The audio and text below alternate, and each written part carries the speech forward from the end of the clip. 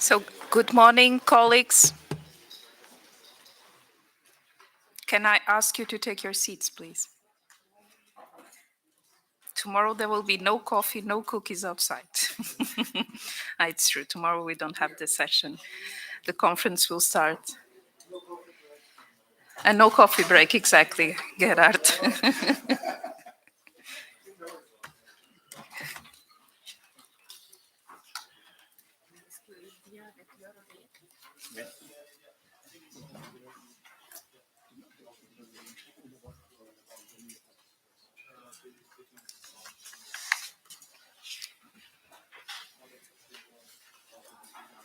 So today, in the morning, we will devote our time to environmental performance reviews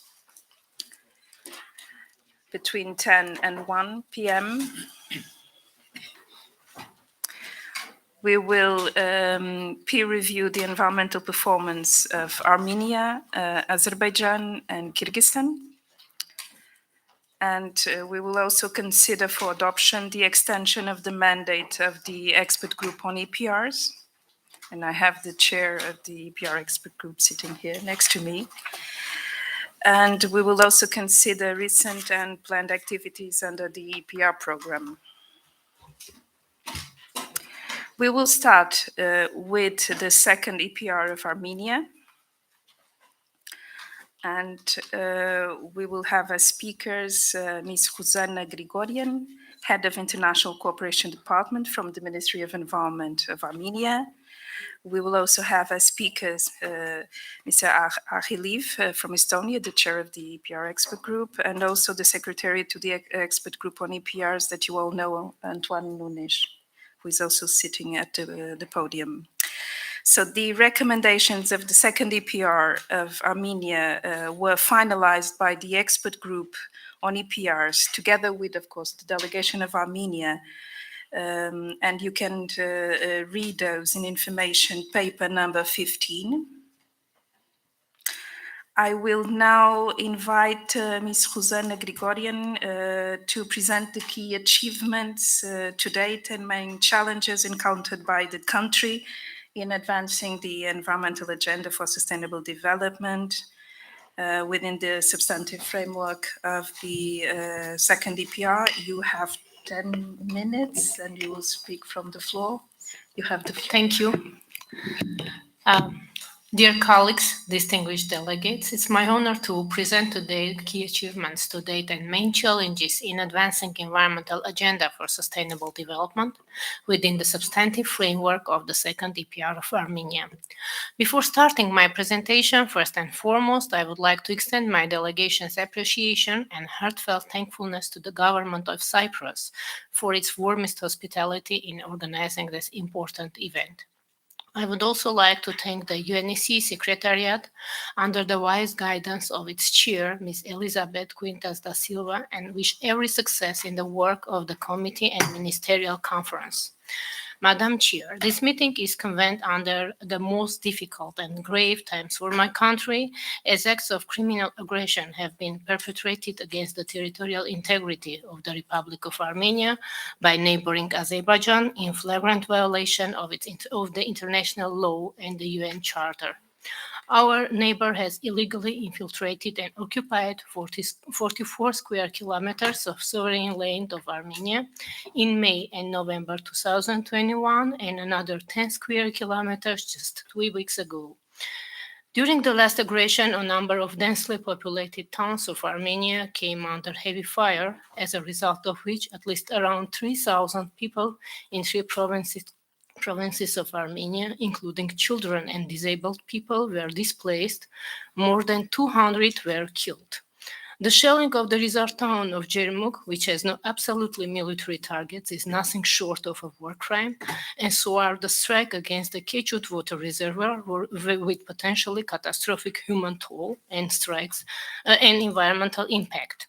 More than 10-hectare area of forest have been burned around Jermuk and other areas, and firefighters who try put the fire out and constantly being targeted by the Azerbaijani military forces. Up to date, the calls of the international community, international organizations, and states for Azerbaijan to withdraw its troops from the sovereign territory of the Republic of Armenia not only remain ignored by our neighbor, it continues its further act of aggression almost on a daily basis.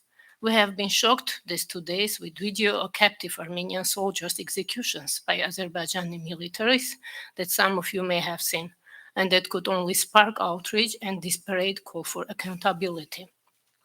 War crimes committed by the Azerbaijani armed force should receive a clear assessment by international bodies, and the criminals should be brought to justice.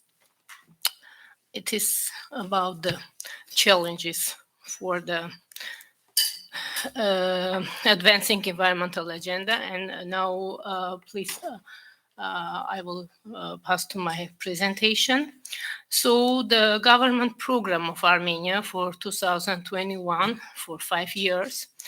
The main objectives of the program are complex conservation, protection, improvement, recovery, and rational use of environment and national resources and natural resources through balancing the social justice and economic efficiency. The minimization of the negative impacts on the environment and exclusion of the overexploitation and illegal use of natural resources, ensuring the implementation of the preventive measures.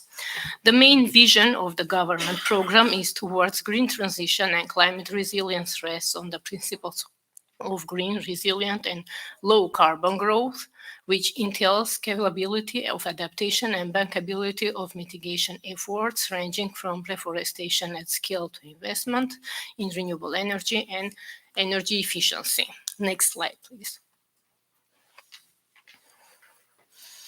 Environmental policy of Armenia. The environmental protection policy of Armenia is mainly based on national legislation in full compliance with obligations taken by ratified multilateral and European agreements, and developed with the notion of identified environmental sector priorities, importance of cooperation with other sectors to catalyze finance towards addressing global environmental issues. Next slide, please. Legal, institutional, and strategic framework. Regarding the legal framework, I would like to say that environmental sector is regulated by moreover 1,000 legal acts. Within them, codes, laws, government decrees, prime minister decrees, vice prime minister decrees, minister orders, etc. Since 2018, a series of reforms were initiated, and within them, the institutional framework, the environmental protection and mining inspection body was removed from the structure of the Ministry of Environment of the Republic of Armenia, and it is currently under the coordination of Prime Minister's office. The State Forest Committee was formed as a state body under the ministry. Before it was as just a department. And Biodiversity and Forest Policy Department was formed at the ministry, which was later split into 2 different departments. In 2019, Climate Policy Department was formed at the ministry in order to demonstrate the high readiness in the most highest level to streamline the climate agenda into the government program. The function of the Ministry of Emergency Situations, Observation, Studies, and Forecast of Hydrometeorological Phenomena has been delegated to the Ministry of Environment in order to ensure the unified and effective data management, monitoring, and improvement of environmental monitoring system. In 2020, the Forest Monitoring System, Environmental Monitoring and Information Center, Service of Active Influence on Hydrometeorological and Atmospheric Phenomena. These 3 state non-commercial organizations have been united in Hydrometeorology and Monitoring Center, SNCO, under the guidance of the Ministry of Environment. And in 2021, the Department of Permits, Licenses, and Compliances was split into the Department of Water Resources Management, Bioresources Management Department, and Waste and Atmospheric Emissions Management Department. Next slide, please. These are about the institutional and legislative reforms. And in 2018, the Armenia ratified the Comprehensive and Enhanced Partnership Agreement with European Union. And in 2019, a roadmap of implementation of this CEPA agreement was established. Only the environment chapter includes over 100 activities related to air quality, water quality, natural resources management, waste management, biodiversity conservation, environmental governance, industrial pollution, chemicals management, etc. And a separate climate change chapter includes 20 activities. The activities are aimed in particular at meeting the commitments under the Paris Agreement, reducing and preventing climate change negative impact through appropriate mitigation and adaptation measures. Next slide, please. Sustainable Development Goals Agenda. In 2015, the Interagency Commission for the Sustainable Development Goals was formed. In 2018, the Ecological Subgroup of the Commission developed recommendations for the nationalizations of SDG 6, 11, 13, 14, 15, and 17. And in 2020, the new Council on Sustainable Development Goals was formed, and Armenia developed and submitted the voluntary report on the assessment of SDGs in Armenia in 2020. Next slide, please. Among the main achievements, I would like to mention the new and updated NDC and the National Climate Change Adaptation Plan and the Action Plan for 2021-2025. The updated NDC demonstrates increasing government's climate ambition and defines the country's new mitigation goal to be implemented by 2030 is equivalent to 40% reduction compared to the level of emissions in 1990, which is driven by the energy sector. Next slide, please. Adoption of policies aimed at fostering green economy has been outlined as a priority in government program for these 5 years. Implementation of the electric vehicles promotion strategy. Just some figures. Electric vehicles imported in 2017 is the number of these vehicles is 27, while in 2022 more than 7,000. More than 100 charging stations are installed in nearly all regions of Armenia. Next is the introduction of the extended producer's responsibility concept in Armenia and the introduction of a cost-effective renewable energy source in the country, in line with its strategy to foster low carbon generation and development of renewables. Next, please. The second environmental performance review of Armenia is considered by Armenia as an assessment tool of the country's progress in overcoming global environmental challenges, achieving sustainable development goals, and fulfilling international environmental obligations. The review is done for the past decade, and the recommendations received by the UNECE expert group come to prove that the series of reforms undertaken by the government of Armenia and the adopted environmental agenda are in line with the EU standards and international commitments. Considering the cross-sectoral nature of the EPR, it will support creating an introductory basis for initiating the integrated approach of the introduction to the multifunctional implementation of environmental policy with the involvement of all stakeholders. The involvement of Armenia in UNECE processes and initiatives has an important role in shaping the environmental agenda and reforms implementing in the country's environmental sector. Next slide, please. And in response to several challenges, the government of Armenia has delivered a successful COVID-19 response by providing support measures such as creating green jobs for the suffered sector of economy and vulnerable strata of population. Green recovery approach has been prioritized and incorporated into design support framework and negotiated with international development partners. However, the ongoing economic downturn requires more resources to be channeled and mobilized for re-engineering economic growth, and those require support from donor agencies and international development partners in recovering the country's economy through green recovery interventions. And also regarding the recommendations, I would like to thank you, our UNECE experts, as they are very important for us and mainly aimed at strengthening the national capacity in order to properly implement our commitments under global environmental treaties. And in this regard, we will try to follow them. Thank you.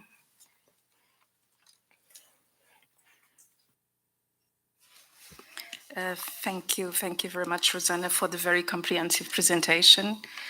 I am sure that you will implement the recommendations. I think that it's always so good to hear from the country that the recommendations are important for the country. So that's the purpose of the Yes, EPRs. sure. I am very impressed, and I'm sure that colleagues are also very impressed with the progress achieved by Armenia, not only from the institutional point of view, because you have reinforced the institutional setting for environmental protection, and also from the legal regulatory point of view. So congratulations. We see that significant developments have taken place. I have a request from Azerbaijan. Faik, I don't know if you want to take the floor now or if it's now. Okay, so I'll give you the floor, please. Thank you, Madam Chair. Unfortunately, today we heard the untruthful accusations by the Armenian delegation, another attempt to distract the peace process even during today's environmental meeting. By utilizing our right of reply, we would like to mention that the remarks and accusations against Azerbaijan expressed by the Armenian delegation here today have no legal basement and must be rejected at all. Azerbaijan is a country which suffered for almost 30 years from the aggression and occupation policy of Armenia. As a result of this aggression, 20% of Azerbaijani territories were occupied, around 30,000 Azerbaijanis were martyred, and more than 1 million became refugees and internally displaced persons during these years of occupation. Armenia conducted its war crimes and acts of vandalism, herbicide, ecocide, and cultural genocide in Azerbaijani's occupied territories during the 30 years. The 3-decade-long Armenian occupation inflicted massive destruction and degradation of environment and the extermination of our natural resource. Meanwhile, the whole unique ecosystem of not only Azerbaijan, but the whole region and beyond has been irrevocably damaged and vandalized by Armenia. After the liberation of these territories, we revealed facts of severe destruction of forests, specially protected areas, ancient natural monuments, and exploitation of mineral resource. Almost 30% of forest areas were destroyed. Illegal exploitation of the mineral deposits inflicted severe environmental damage. Armenia has completely destroyed and ruthlessly uprooted 200-year-old plane trees, which are considered to be Basit Chai Nature Reserve's main nature complex. We were deprived of our rivers for 30 years. In spring and summer, when we needed water, Armenia blocked the Tartar River and created drought in our hundreds of thousands of hectares of land. And then in winter, they opened the river and caused floods. Armenia continues to severely pollute transboundary Okchuchai River by mining sectors, untreated wastewater with chemicals and heavy metals, which they used to do during the last 30 years. It was and is environmental terrorism of Armenia. Armenian military political leadership was threatening Azerbaijan with a new war for new territories and on September 27, 2020, Armenia launched large-scale military aggression against Azerbaijan, heavily shelling the military and civilian populations of Azerbaijan. Azerbaijan was compelled to launch a counter-offensive, a peace enforcement operation to defend its citizens. Azerbaijan fought in its own territory. Azerbaijan implemented 4 Security Council resolutions of UN and norms and principles of international law, which demanded an immediate, unconditional, and complete withdrawal of Armenian military force from the internationally recognized territories of Azerbaijan on November 8, 2020. Azerbaijan has restored historical justice and its territorial integrity. We can bring to the attention of distinguished delegates here many examples of Armenian terrorism and vandalism. Hope our Armenian colleagues will attitude constructively stop their traditional lies and will not distract the efforts of Azerbaijan to normalize relations with Armenia. Today, our main task is the great return to the liberated territories, to restore and improve the natural ecosystems, biodiversity, as well as rare and endangered plant species. Azerbaijan is taking all steps to revive and bring back life to these areas. Unfortunately, on September 13 of this year, Armenia committed again a large-scale military provocations on the state border with Azerbaijan. The armed forces of Azerbaijan resolutely prevented this provocation. This provocation by Armenia is a big blow to the normalization process between the countries. Therefore, all responsibility falls on the military and political leadership of Armenia. Thank you very much.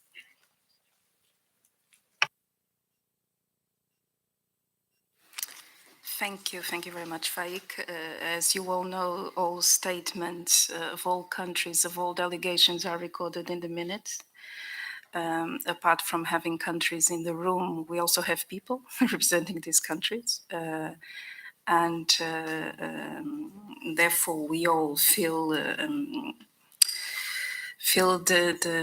negative, the suffering of all of you.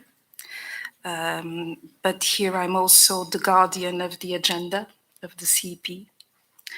And we have also targets here to achieve in terms of agenda.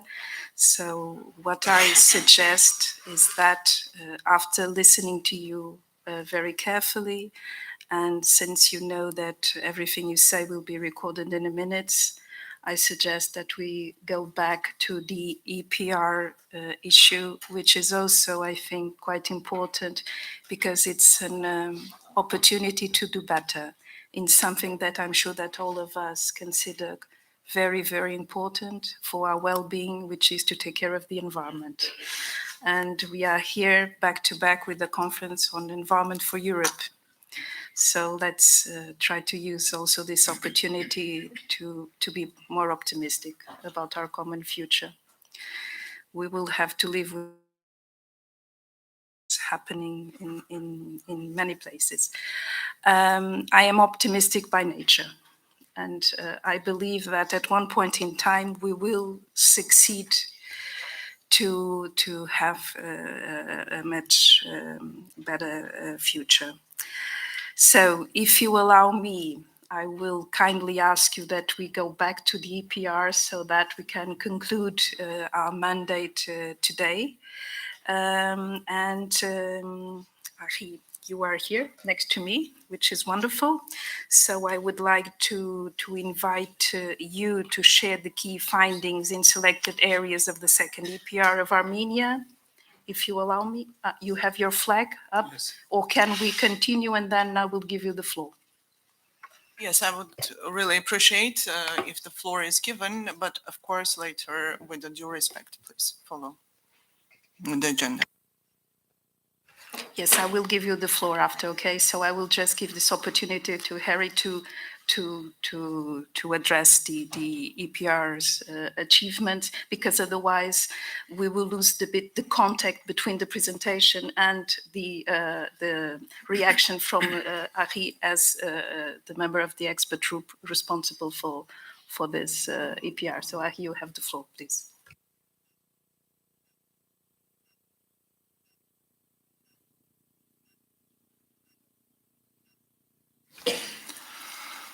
Good morning, ladies and gentlemen.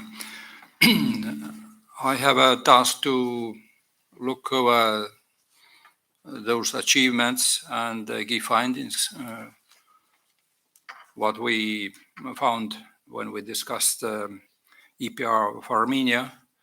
It was in September. We covered 1.5 days to look through a report with all those recommendations. As we know that EPR of Armenia includes 18 chapters and results in 87 recommendations to the country, what contains 229 sub-recommendations. That's quite extensive report, like also others. This report this time contains 4 parts: environmental governance and financing, domestic international interface, also environmental media and pollution management, and finally integration of environment into sectoral policies. First of all, I would like to focus to some general findings concerning legal policy and institutional framework. As we know, currently legal system in Armenia is undergoing important and widespread upgrading process as country harmonize its laws and regulations with those of European Union. Important work is going on. Amendments and the new laws and regulations are being prepared or will be initiated in the next few years, notably further to European Union Armenia Comprehensive and Enhanced Partnership Agreement, as we heard also by presentation of Armenia. Therefore, expert group found that Armenia should continue its efforts in the approximation of its environmental and climate change legislation further to European Union directives, and the complete legislation on climate change, chemicals, biosafety, biosecurity, and determination of environmental harm. In that context, also important is to complete the regulatory framework for strategic environmental impact assessment, particularly through amended law on EAA and expertise, and complete relevant secondary implementing legislation. For strengthening the policy framework, governmental programs are important, but more overarching environmental policy is needed. Therefore, for example, recommendation is to improve that aspect and to finalize a green economy strategy that addresses low carbon development, circular economy, and electromobility, while engaging all relevant authorities at the early stage, as well as strategies on water, forest, and environmental education. In the report, we can see that for the environmental sector, have large beneficial changes in recent years. The policy framework is being maintained despite of limited resources available for policy making. In that direction, further analysis and capacity building should be developed. Now I follow my findings for some selected areas as soil conservation and agriculture. In Armenia, the framework on soil conservation is updated, but does not reflect the current situation on soil conservation due to the lack of data on soil in the country. Soil degradation is a concern in Armenia. It is driven by both natural and human factors, the rugged terrain, erratic rainfall, and its unequal distribution throughout the year, combined with the droughts and sandstorm, provide a favorable setting for degradation. Therefore, soil conservation was selected among topics in this report, and several recommendations were proposed to improve the current situation. The availability of soil information is essential for decision making. However, there is no soil monitoring system in place. Therefore, the recommendation is to established through the Ministry of Environment a well-designed grid-based soil monitoring system, which will cover the whole territory and consider a larger density of soil sampling at contaminated sites and croplands, as well as making the data publicly available.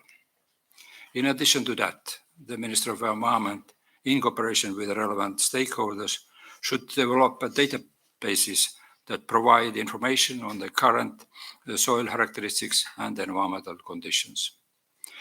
Based on updated soil data, the Ministry of Environment, in cooperation with the relevant stakeholders, should revise the land code, integrate and operationalize soil protection and especially humus enhancing management options, and revise the policy on soil conservation, protection and management.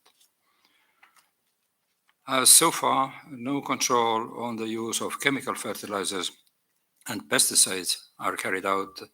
Therefore, recommendation is also to Minister of Economy and Minister of Environment to increase control on the use of chemical fertilizers and pesticides and promote environmental friendly farming practices such as regenerative and climate smart agriculture that is supported with the necessary funding. Following my findings with agriculture, we see some recommendations related with the previous ones, but some more recommendations to sector-oriented.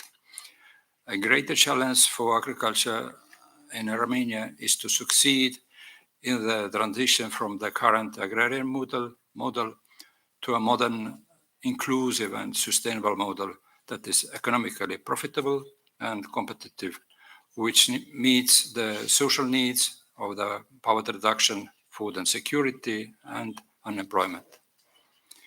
The unsustainable use of natural resources, water, soil and forest, inter alia, as well as agriculture and aquaculture activities are the two main threats of this heritage. Therefore, strategy of the main directions ensuring economic development in agricultural sector for 2020-2030 is important to follow. And we recommend to set up a comprehensive cross-cutting and coordinated monitoring system which allows the impact of agriculture and the effects of responses aimed to minimize those impacts. In this chapter, there are several recommendations to government to improve water management in that sector, such as to reduce water needs and consumption by fostering crop varieties and animal breeds resistant to climate change and less demanding on water resources, adapting agronomic practices and techniques which consume less water, and also renovate the irrigation system as well as increase the efficiency of the irrigation methods. Also important is to prevent water pollution by minimizing the use of chemical products. Following animal husbandry, that is a central component in agricultural sector, faces an unsustainable pasture management. The use of technologies to reduce the pressure on the water and land resources are not promoted. Therefore, there is a recommendation to government set up a specific program aiming to restore degraded land and appropriate remediation methods and nature-based solutions to remove and stabilize contaminants from the soils, and also to initiate and promote the capacity building initiative at the farmer level to preserve soils and land and restore those that are contaminated and degraded. Summarizing our findings for soil protection and agriculture, we recommend Armenia to establish innovative technical and financial tools and incentives as required by SDG 9 to preserve environment throughout the agriculture sustainable management process. With that, I thank our expert group for that work to finalize the recommendation, and I wish success to Armenia to follow all those recommendations. Thank you for your attention.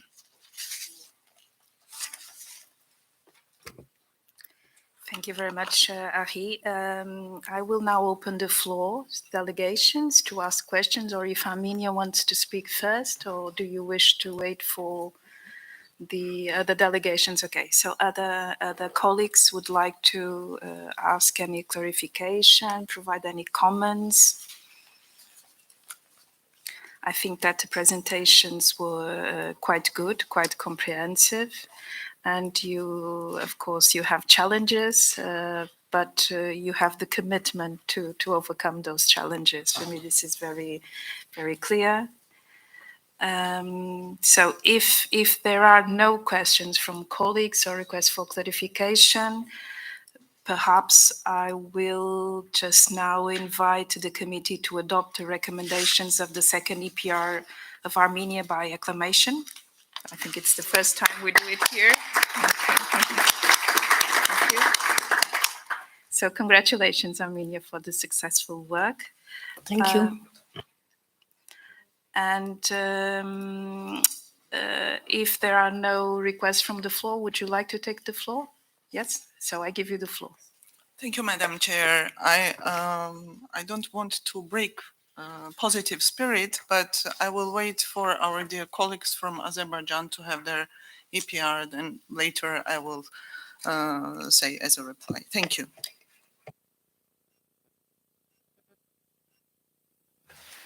Thank you. Thank you very much for your constructive spirit. I will now... Sorry.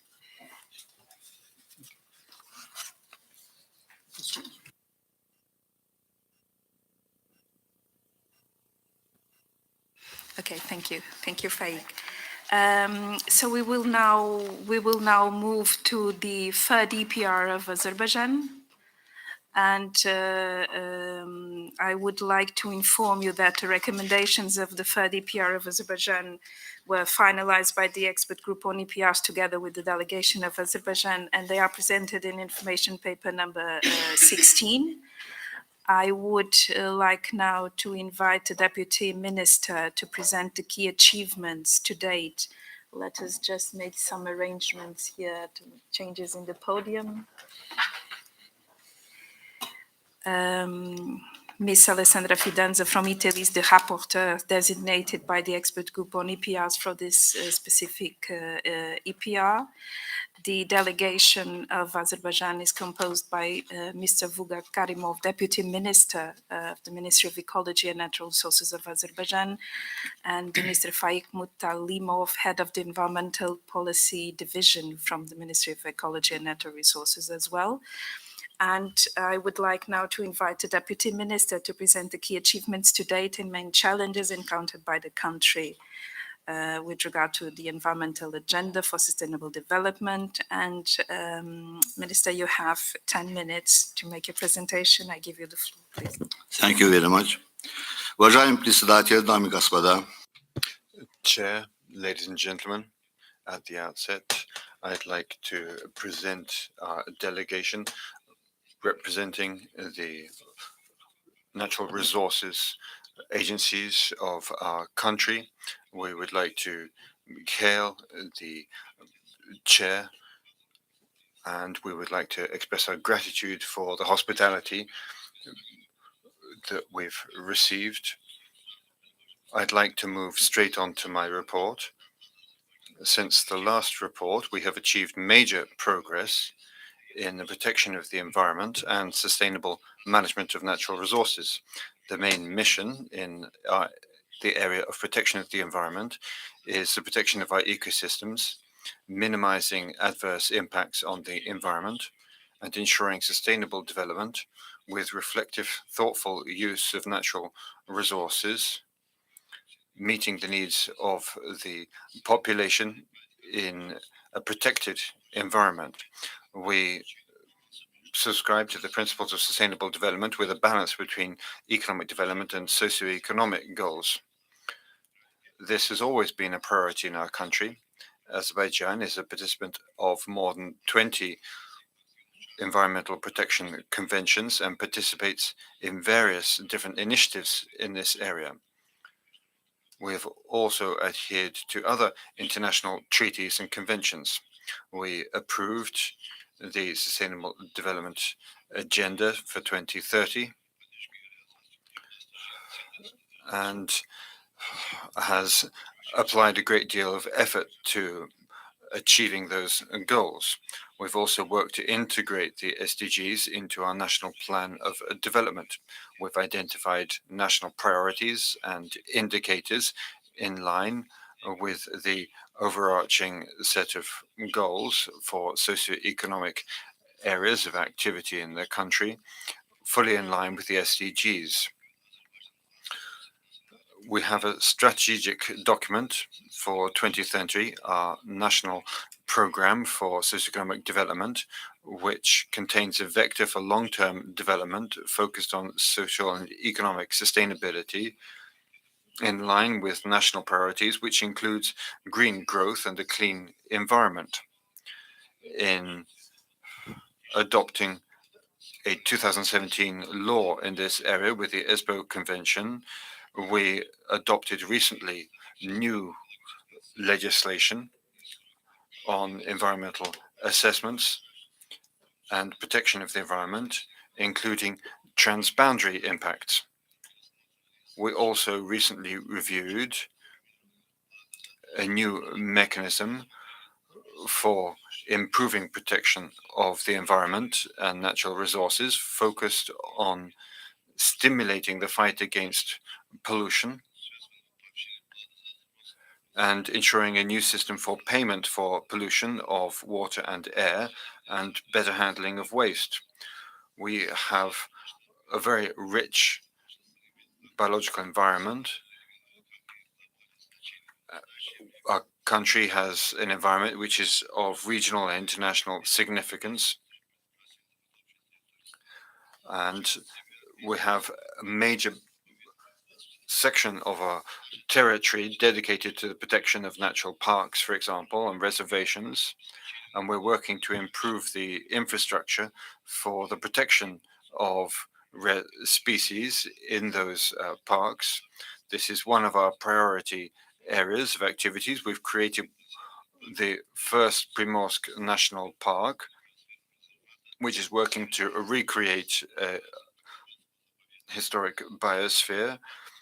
This is a geopark which will stimulate development in the area across the country. One of the key goals is increasing international knowledge of biodiversity in Azerbaijan. This includes listing by UNESCO of rare volcanic zones and habitats of rare species. We've started to create a number of other parks and reservations totaling 43,000 hectares. We've worked to have these areas listed in the new edition of the Red Book in 2023. A large part of our country is covered in woods and forests, and we're working to expand their area.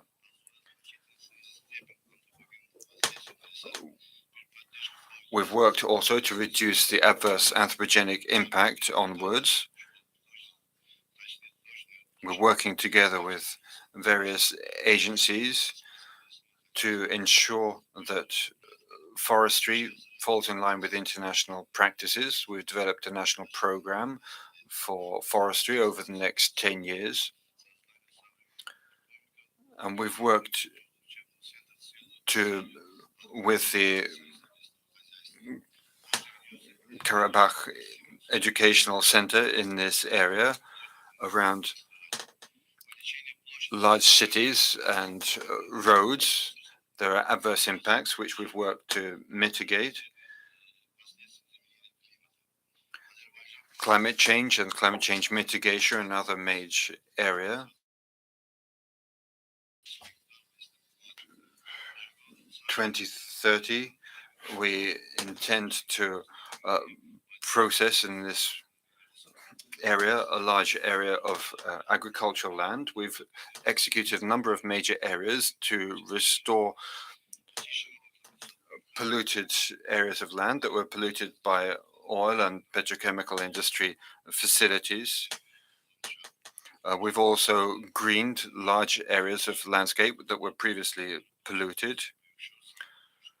And we've worked also to clean up the largest lake in the country, cleaning up the coastline and conducting online water quality controls. We also have another set of priorities, which includes measures such as restoring forests in line with our commitments under international conventions for climate change, fighting the formation of deserts. Thanks to the construction of the Balakan polygon in the area of water filtering and cleaning, we've eradicated. There are a large number of details here which unfortunately are extremely difficult to interpret given the speed of the speaker and the lack of a written presentation, but the interpreters will do their best. The government has introduced a program for payments linked to pollution. We have limited water resources, and so one of the key priorities of the state is the improved use of water resources. In order to do better in this area, we've coordinated activities, creating a state water commission in 2020.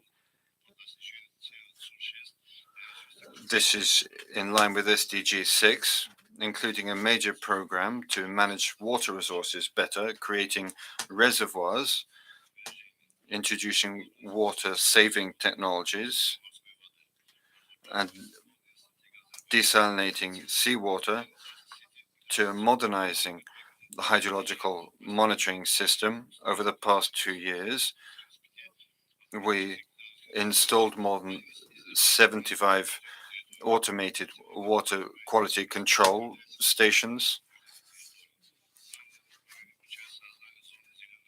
We've worked to create green energy areas and green corridors. We also are working towards create zero pollution areas. Over the coming years, we've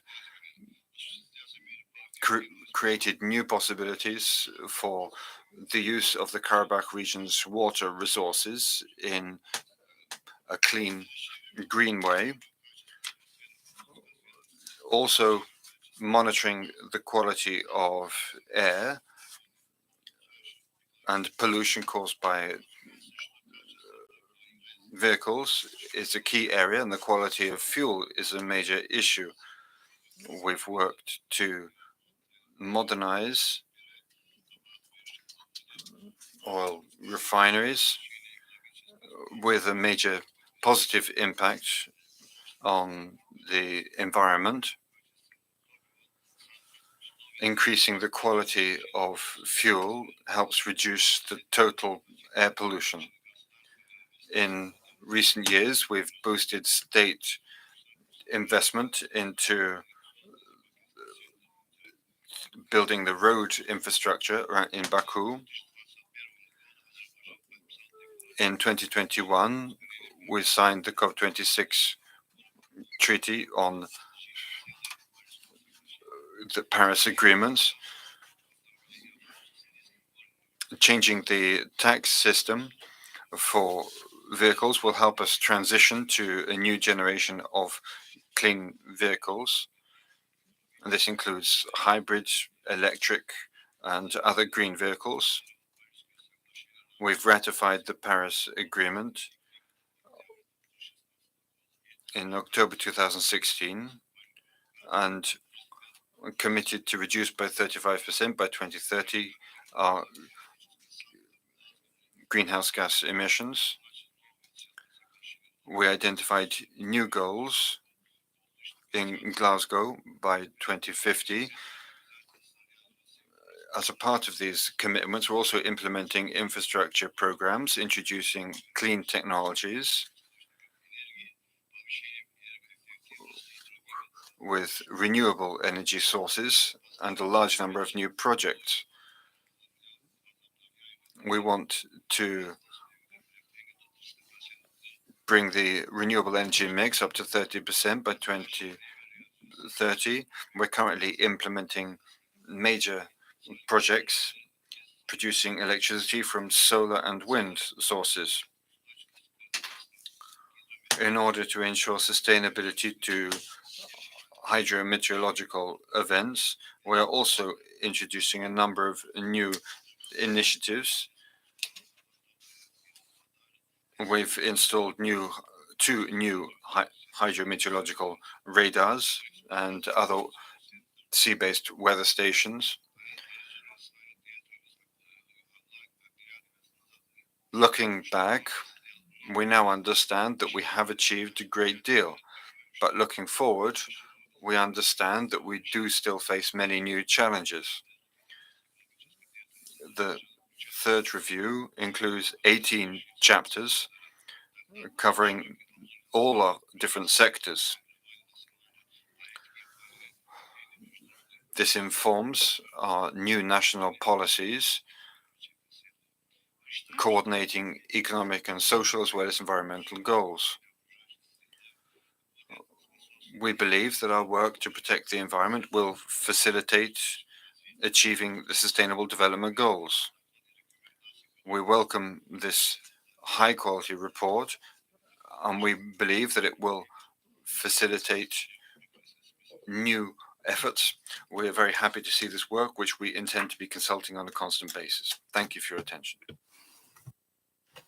Thank you very much, Minister, for the comprehensive presentation. It is obvious that considerable progress has been achieved also by Azerbaijan, and that you have made, especially in the recent years, very strong commitments towards the environmental agenda. And with regard to challenges, I think that all countries face numerous challenges. When you work for environment, you need to be prepared to work for a never-ending process.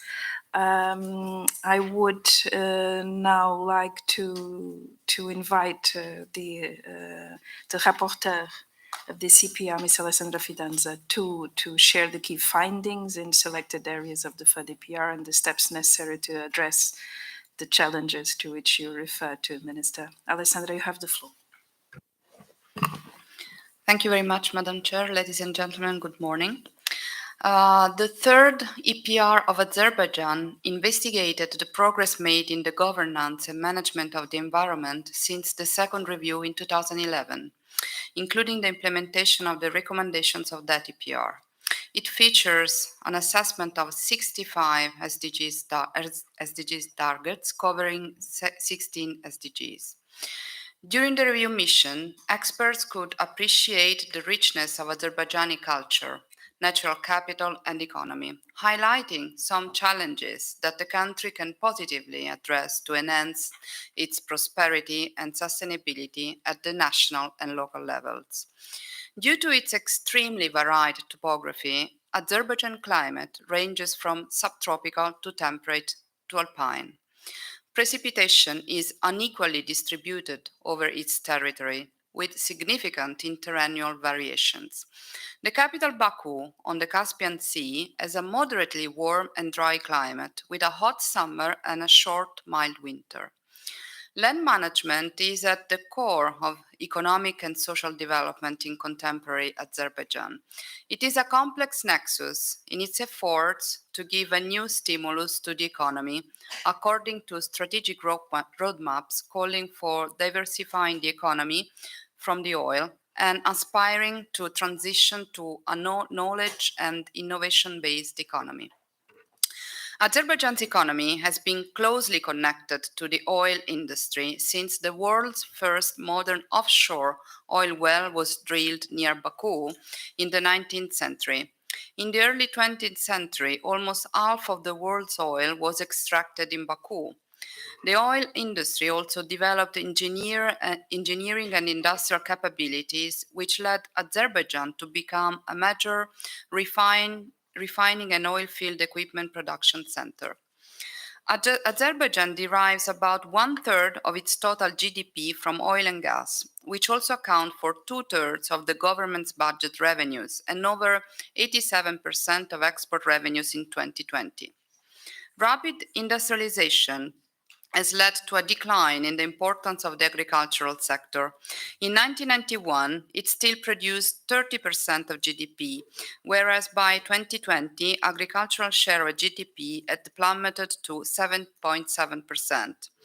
By 2012, Azerbaijan had achieved a 29% reduction of GHG emissions compared to 1990, thanks to industrial modernization and more efficient technologies. In January 2017, Azerbaijan ratified the Paris Agreement on climate change. Thermal and power plants are the major emitters of GHG. From 2010, electricity and heat production switched to mainly natural gas, whose production increased in the past decade. About 40% of the population and country's industrial facilities are concentrated in the coastal area. The coast and the south are rich in oil and gas. The Caspian Sea is already impacted by climate change, and addressing its resilience to the global warming is crucial to guarantee economic, social, and environmental stability. The water level of the Caspian Sea is reducing due to combined factors: change in the water inflow by rivers originating in neighboring countries, and evaporation due to temperature increase. Climate change is altering the ecology of the shorelines and the species of the Caspian Sea. Glaciers are shrinking, and some high-altitude species are expected to retreat even higher until their habitat disappears. The EPR highlighted the need to deploy adaptation and mitigation plans at the national and local scale, and the opportunity of integrating climate change considerations into territorial and sectoral planning to face the consequences of climate change on economy, environment, and human health. It also recommended to elaborate a national DRR strategy and to improve forest fire prevention actions. The EPR emphasized the opportunity to address the issue of water scarcity and climate change-related droughts by using technologies for stormwater harvesting and reuse in urban and agricultural contexts, and to promote awareness-raising campaigns on water savings, especially in summer times. For the energy sector, the EPR recommended to consider upgrading all energy infrastructure to improve their productivity and increase energy security, and to use renewable energy sources instead of fossil fuels wherever possible. In Azerbaijan, rising ambient temperatures have several adverse effects in the energy sector, including increased fuel consumption for the production of energy in thermal power and modular power plants, overheating of electromechanical equipment, increase of the risk of spontaneous ignition of crops and plants in the buffered zones of power lines.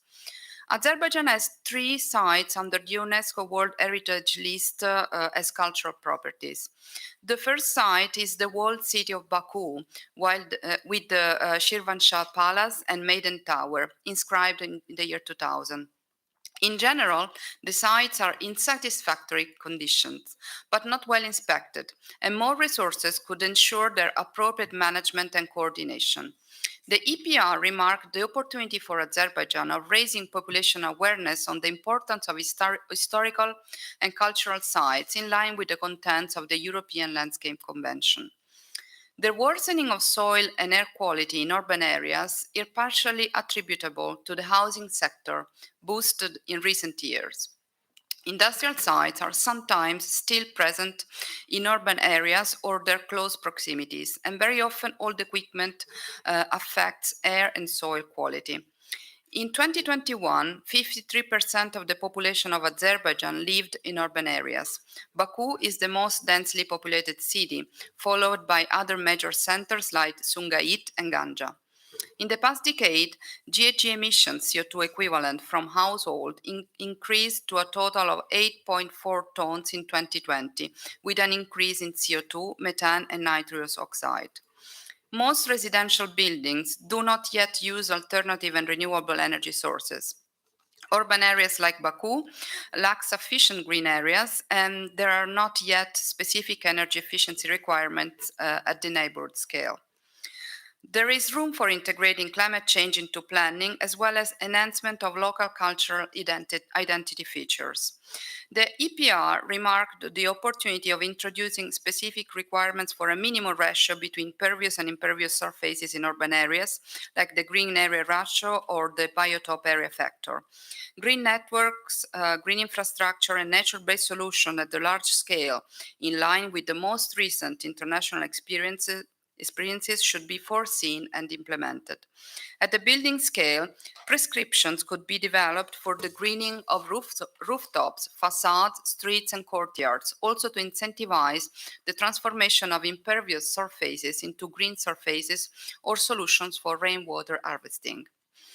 EPR experts assess that large urban developments could be further improved and become more attractive by reducing their carbon footprint and addressing the urban heat island phenomenon by increasing permeable surfaces and green areas, extensively adopting renewable energy sources, including, where applicable, the shallow geothermal, and applying net zero energy building standards. Experts appreciated the richness of Azeri cultural identity and suggested that it is enhanced also at the territorial, urban, and building scales, combining tradition with innovative, sustainable, and climate-proof designs. The use of local construction materials and designs would improve development's overall sustainability and promote features belonging to Azerbaijani remarkable culture. EPR experts suggested to consider nature-based solutions as a preferred adaptation options at all scales, and to use strategic environmental assessment as a tool to integrate climate change considerations into urban planning. Also, to improve the quality of life of citizens living in urban areas by integrating climate change and mitigation adaptation at the neighborhood scale. Finally, the third EPR of Azerbaijan consists of 18 chapters, which include 78 recommendations and 142 sub-recommendations. It was possible thanks to the efforts of UNECE and country's experts, along with Azerbaijan's experts, who supported the mission and provided documents for the report. Thank you.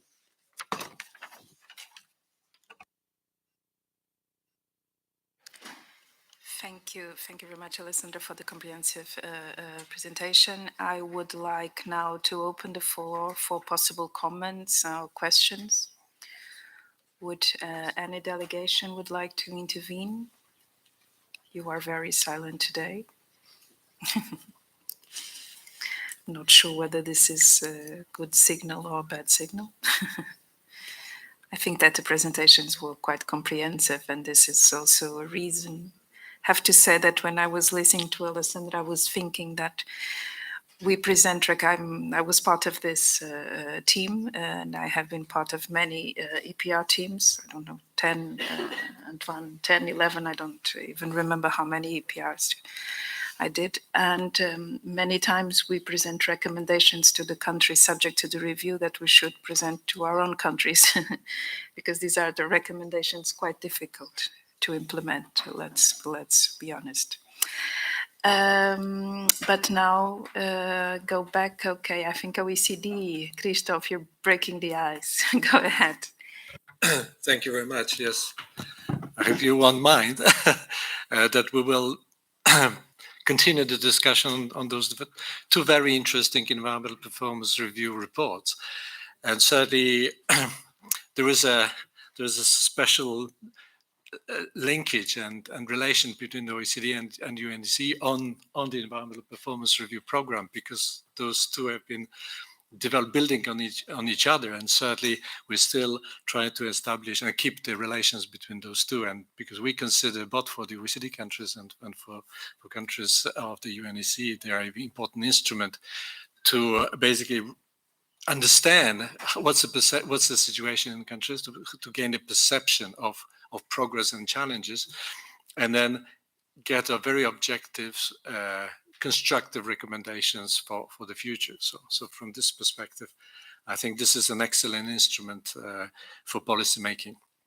And let me just highlight two elements on both sides, on Armenia EPR and Azerbaijan EPR, which are, I would say, kind of exceptional in terms of progress that has been made. In the Armenian EPR, the one element that was highlighted was the work on environmental inspection, on environmental enforcement and compliance. And this is a tremendously important element of policy making. It's good to have policies, ambitious policies and laws and regulations, but the question is, what's the situation on the ground? How they are being implemented, followed by the enterprises, by the operators of industrial facilities, whether big or small. And then the example of the Armenian Inspectorate and the fact that it actually has now a unique feature of being subordinated to the Council of Ministers rather than to the Ministry of Environment. That's a very interesting feature that was highlighted. And we've also seen a lot of instruments that have been adopted by the Inspectorate to actually shift from the traditional stick approach of trying to enforce laws into compliance promotion. And that's a very important feature that I would say everyone, countries in the region should learn from, is really how important it is first to explain what the regulations are and then encourage enterprises to follow. So that's something that I would certainly encourage everyone to study and to see how Armenia has been applying some of the modern tools in terms of risk-based approach to enforcement and compliance promotion. And on the Azerbaijan side, the one very interesting feature that we've observed is the work of trying to green enterprise sector, and especially the recent experience from the SME Development Agency that has been active for quite a few years now in Azerbaijan. That's a very good example of how the mainstream, the economic entities could actually try to push through also the green agenda. And then the work, then the awareness that is being raised on the green issues at the SME Development Agency, that's another example that I think countries should follow. And I just wanted to highlight those two very interesting examples that countries mutually can learn from and then of interest to progressing on environmental policies. Thank you.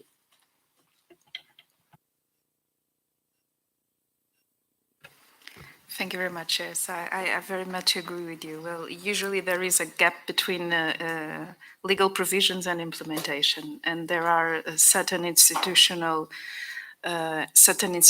that help very much to ensure that implementation is done. And inspectorates, of course, they have this role.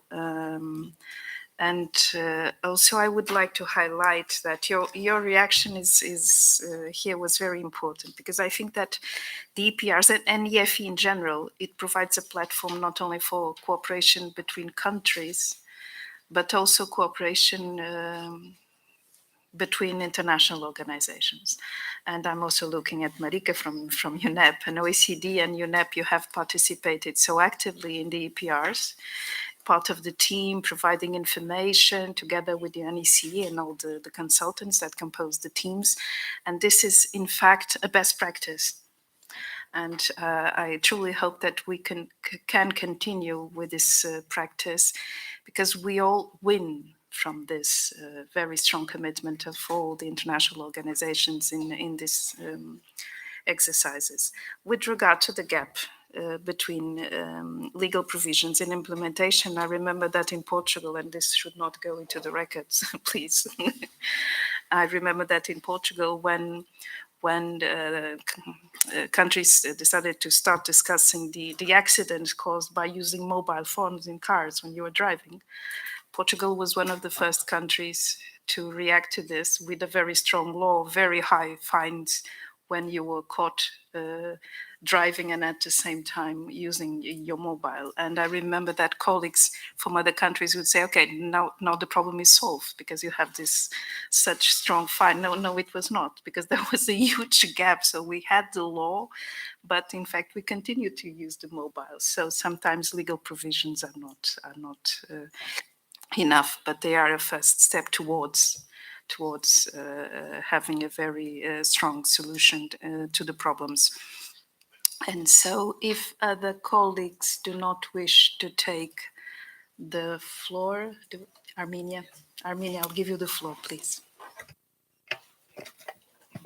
Thank you very much, Madam Chair.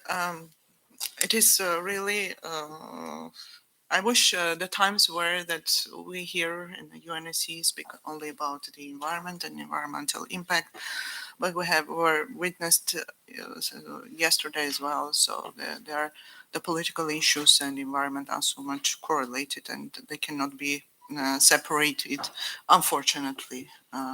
It is the case in my country and in our region as well. So as there were numerous false accusations on Armenia from the right of reply of Azeri colleague, I cannot but take the floor to reply.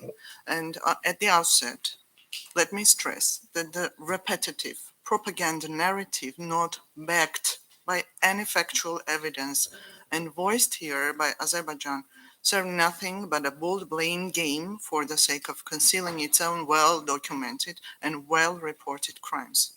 The false narrative and lies have no limits. They say we provoke large-scale aggression. It is so absurd that only one need to look at the map to understand the total absurd of their narrative. But our Azeri colleagues forget that their highest authorities many times proudly praised that they solved the problems with the use of force and are doing it all over again, claiming that almost the whole territory of the Republic of Armenia, including our capital Yerevan, belongs to so-called historic Azerbaijan. So I would recommend my Azerbaijani colleagues to update their replies. When voicing groundless accusations, Azerbaijan very conveniently forgets that exactly 2 years ago, during its aggressive war against Artsakh, Nagorno-Karabakh, Azerbaijan used internationally banned weapons, including chemical ones, aimed at targeting not only civilian, but also beautiful forests of the large area, causing massive forest fires and creating environmental disasters in place. First, they bomb and destroy forests and national parks and areas with their unique flora and fauna, including in the region red list of plant and animal species. And they invite international agencies and donors to invest in the cause of preservation of the same areas and species, or what is left from them. The consistent policy of destruction of Armenian regional and historical cultural heritage. You were mentioning about the cultural heritage, so I decided to touch upon this issue as well. And distortion of their identity in the territories fallen under the control of Azerbaijan continues to the present day. The UN International Court of Justice delivered its clear assessment to these crimes, finding that there is an imminent risk of irreparable harm to the rights of the Armenians under the International Convention on the Elimination of All Forms of Racial Discrimination. In this case, it is more than urgent to ensure the unhindered access and activities of relevant international humanitarian structures in and around Nagorno-Karabakh. As we mentioned, starting from September 13, a number of densely populated towns of the Sovereign Republic of Armenia, including resort town of Goris, Jermuk, Goris, Vartanis, Kapan, Sot, came under heavy fires, including the vast areas of forest, water reservoirs, and other environmental targeted areas. So we are facing, as I speak here, we are facing environmental catastrophe, burning fires, burning forests, and our firefighters are not able to go and put the fire out. Yeah, we call on international community to step up its efforts to prevent such irresponsible and inhumane behavior.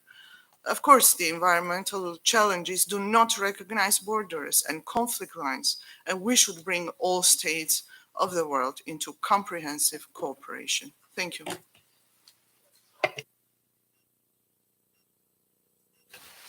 Thank you very much. Yes, you are right. Environmental challenges do not recognize borders. And Azerbaijan, Faik, would you like to take the floor? I will give you the floor, please. Thank you very much, Madam Chair.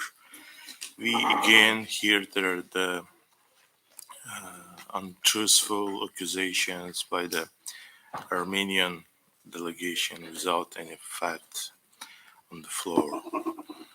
But instead,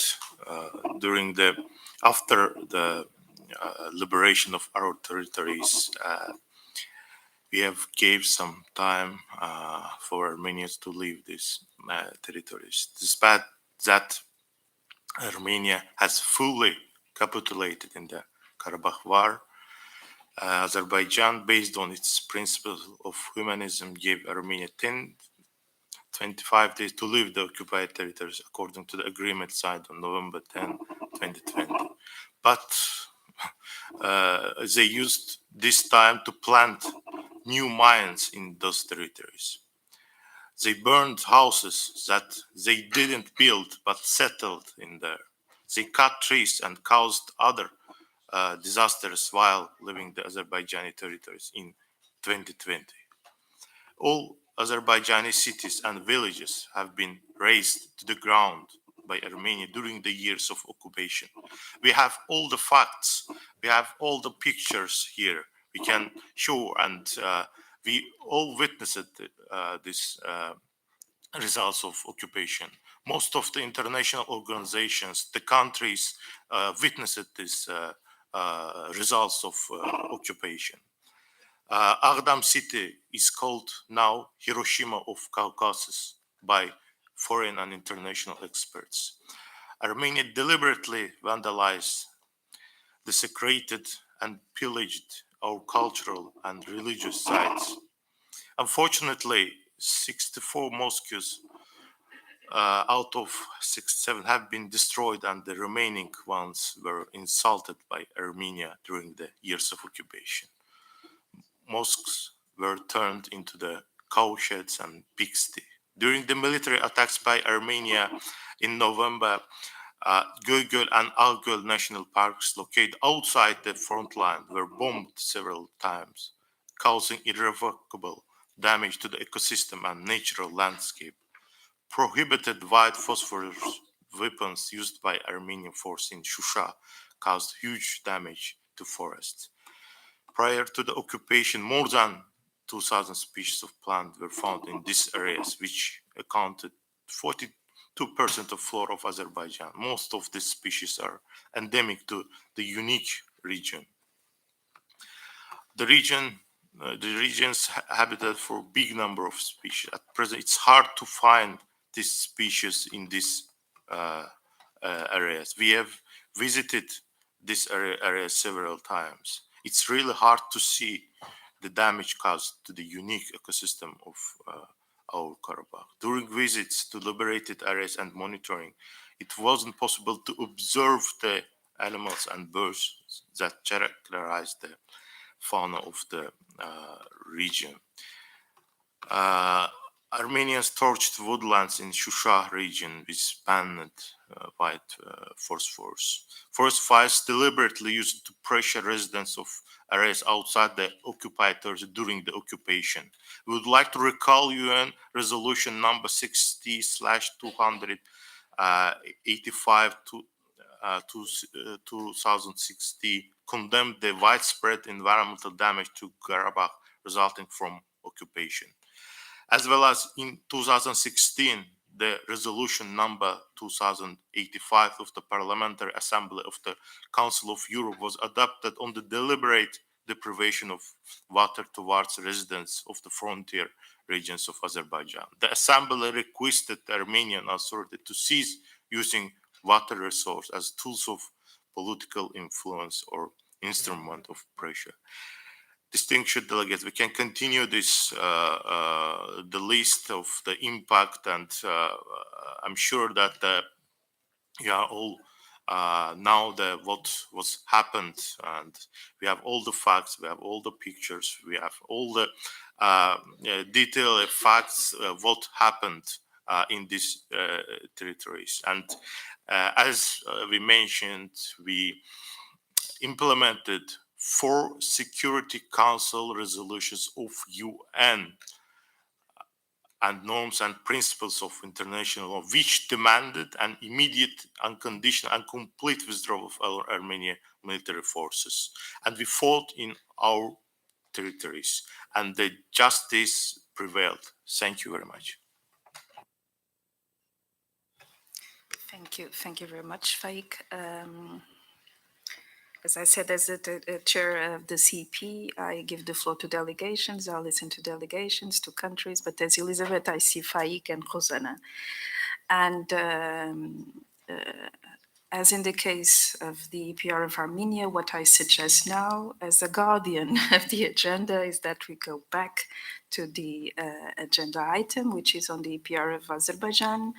And if there are no further requests from the floor, if it seems to be the case, I would suggest that the committee adopts the recommendations of the third EPR of Azerbaijan by acclamation.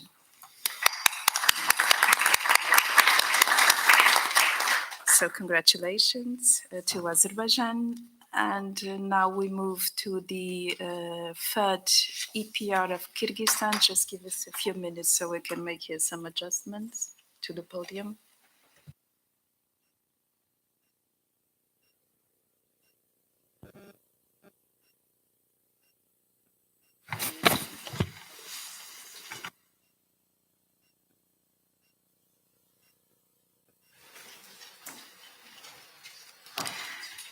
So to ensure that no one is surprised, we intended to take a decision on the EPR of Kyrgyzstan, which would be to approve the recommendations, but taking into consideration yesterday's and today's discussions I had with the distinguished representative of Kyrgyzstan, we will take a decision, but not exactly the one that we foresaw. So I want you to understand that this will happen and that you will not be surprised. But I will propose a decision for the CEP after we listen to our distinguished colleague from Kyrgyzstan, Mr. Turarbek Kanayev, the head of International Cooperation Department from the Ministry of Natural Resources, Ecology and Technical Supervision of Kyrgyzstan. I will give you the floor, Turarbek, please. Go ahead.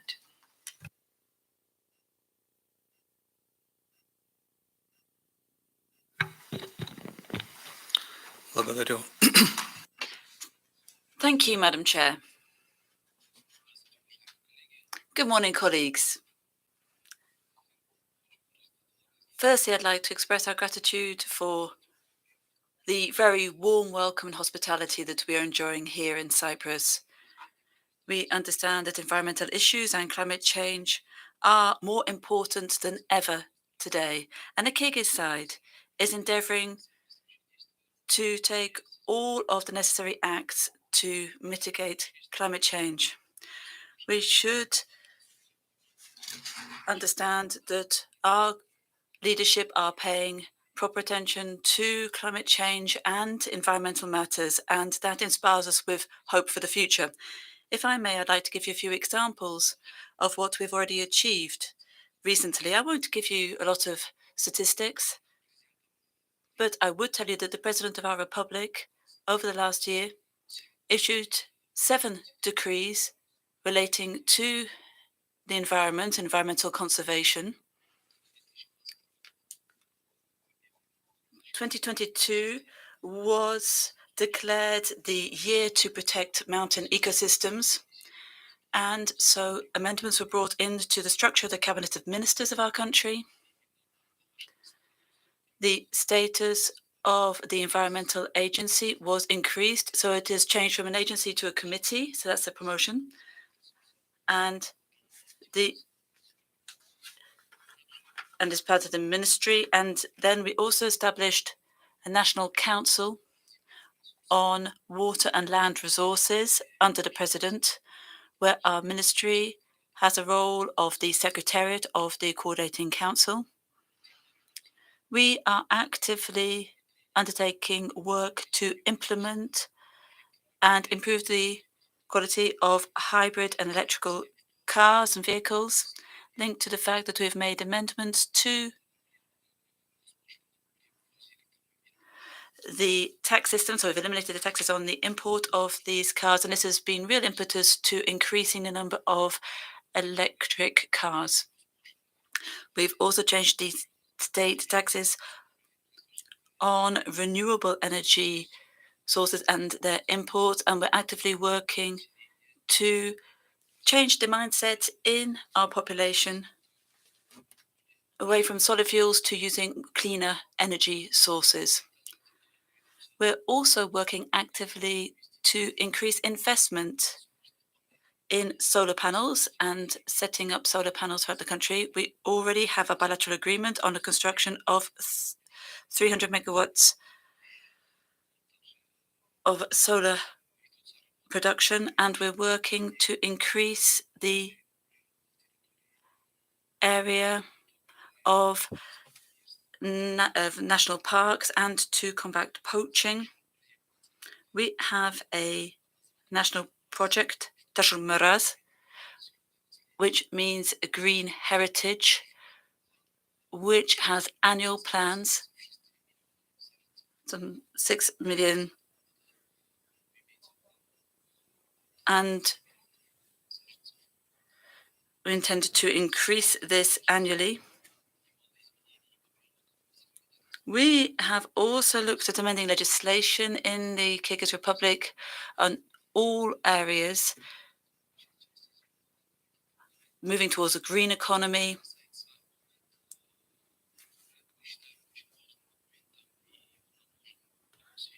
We need to make some changes now based on the environmental performance review. And on our initiative, we decided that we needed to work on a third environmental performance review of the Kyrgyz Republic, of course, not without the vital assistance of our experts. And I'd like to take this advantage to particularly express our gratitude to our experts for their invaluable input into the third EPR. And Madam Chair, as you said earlier, I would like to ask you to postpone the finalization of the third EPR because the recommendations which have been issued by the experts are currently being examined and further developed, and our Republic is working on them constructively right now. Thank you very much.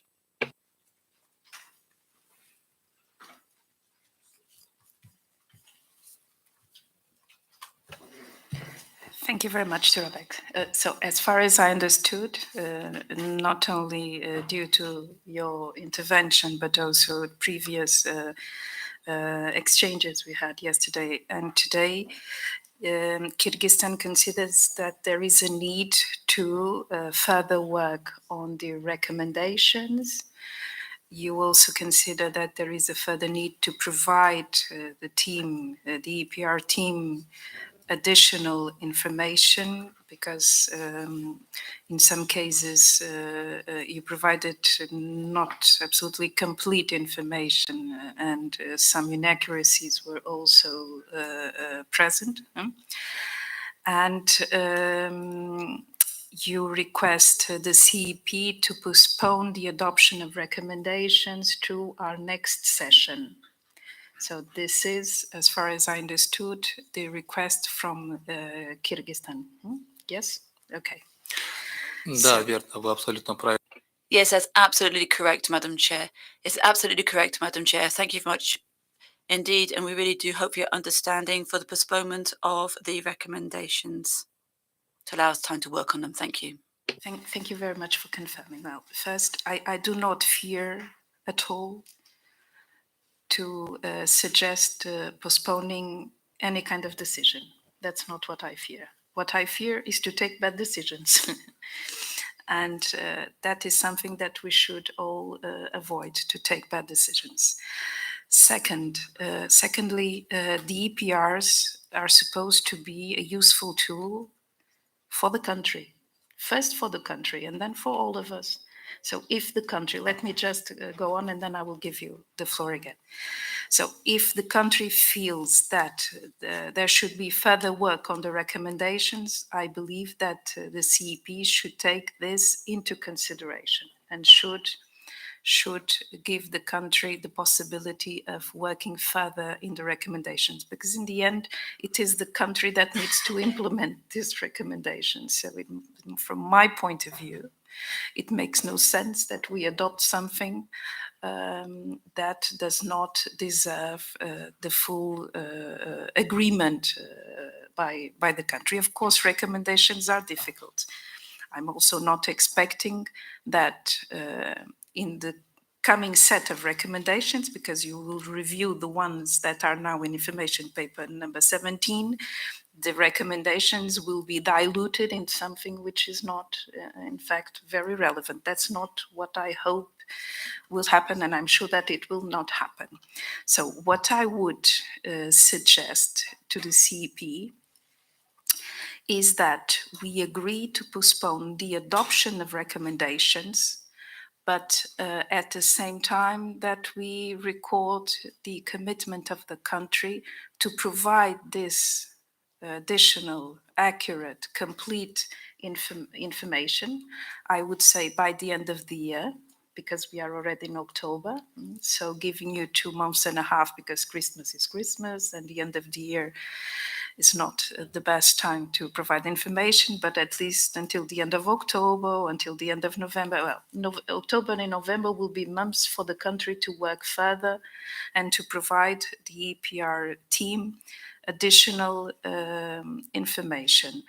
And then I would also like that we have the commitment of the country to participate in a physical meeting of the EPR expert group. I say this because I know that we've had difficult times and we still have the COVID fear, and in the EPR expert group meeting where the recommendations were discussed, you are not able to participate physically. Well, to be very honest, I believe it's very difficult to discuss this kind of recommendations virtually.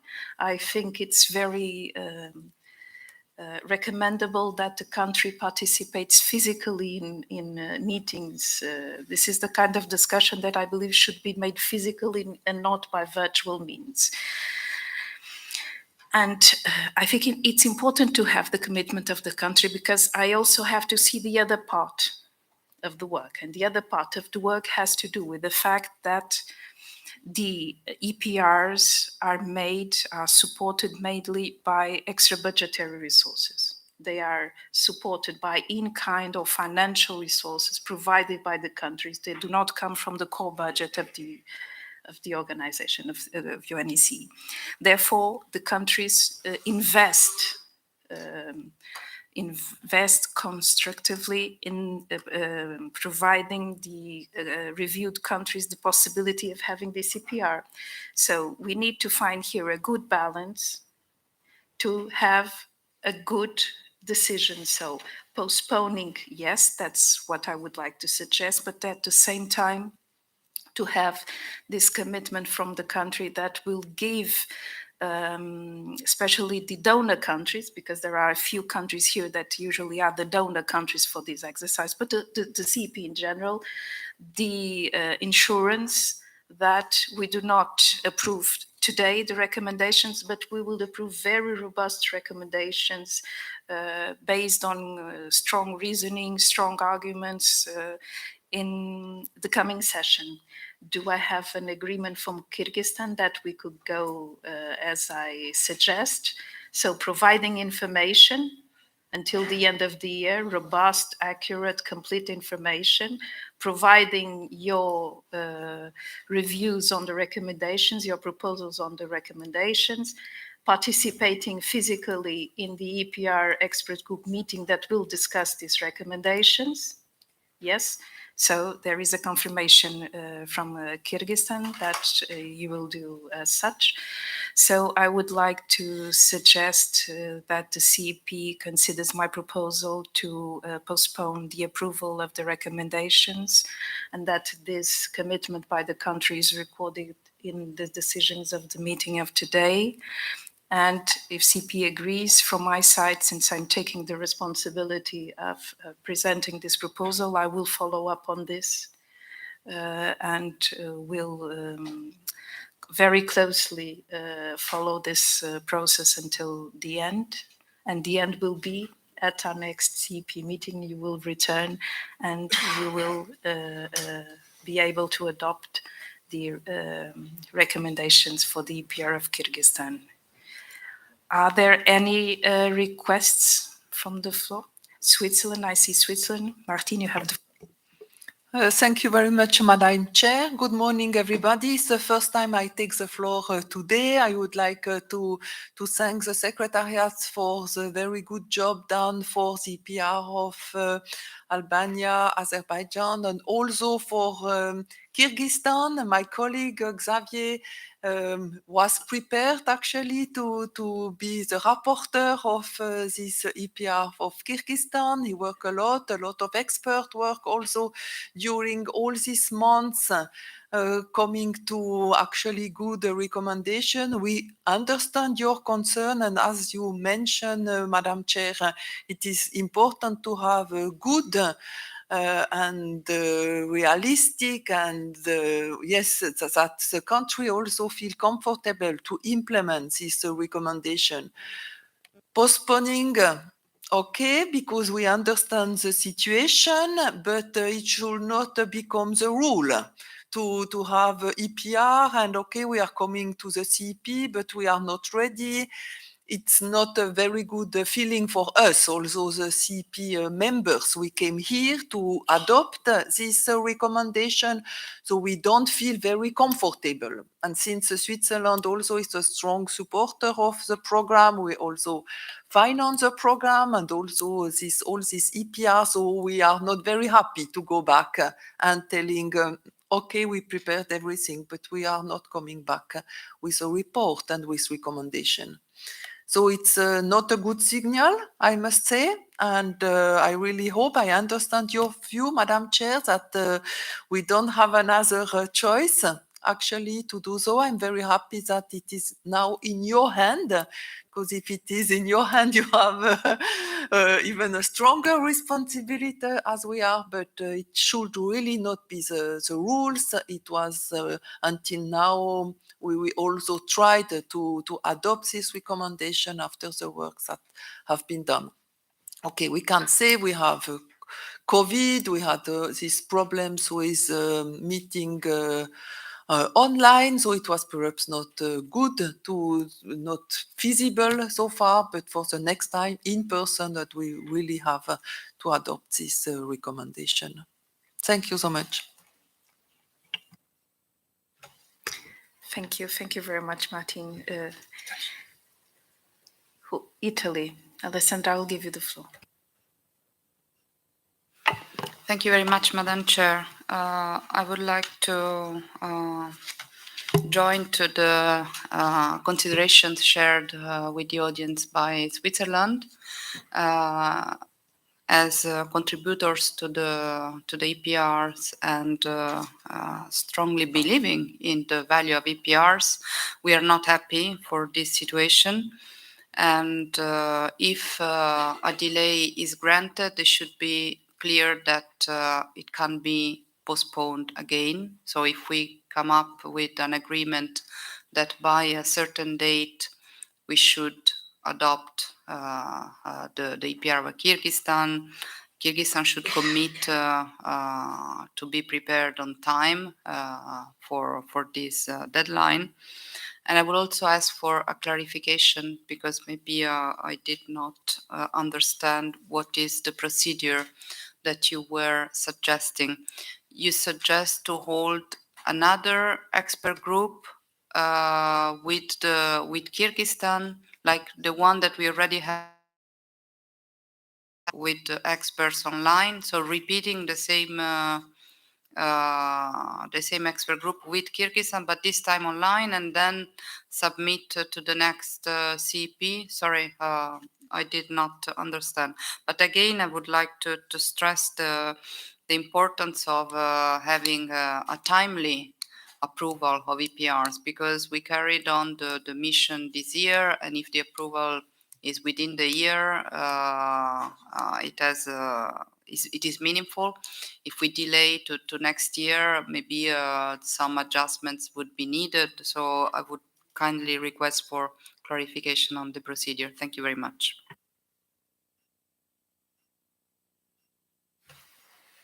Thank you very much, Italy. Well, I think that you are both right that to accept such postponement, we need to have basic conditions met.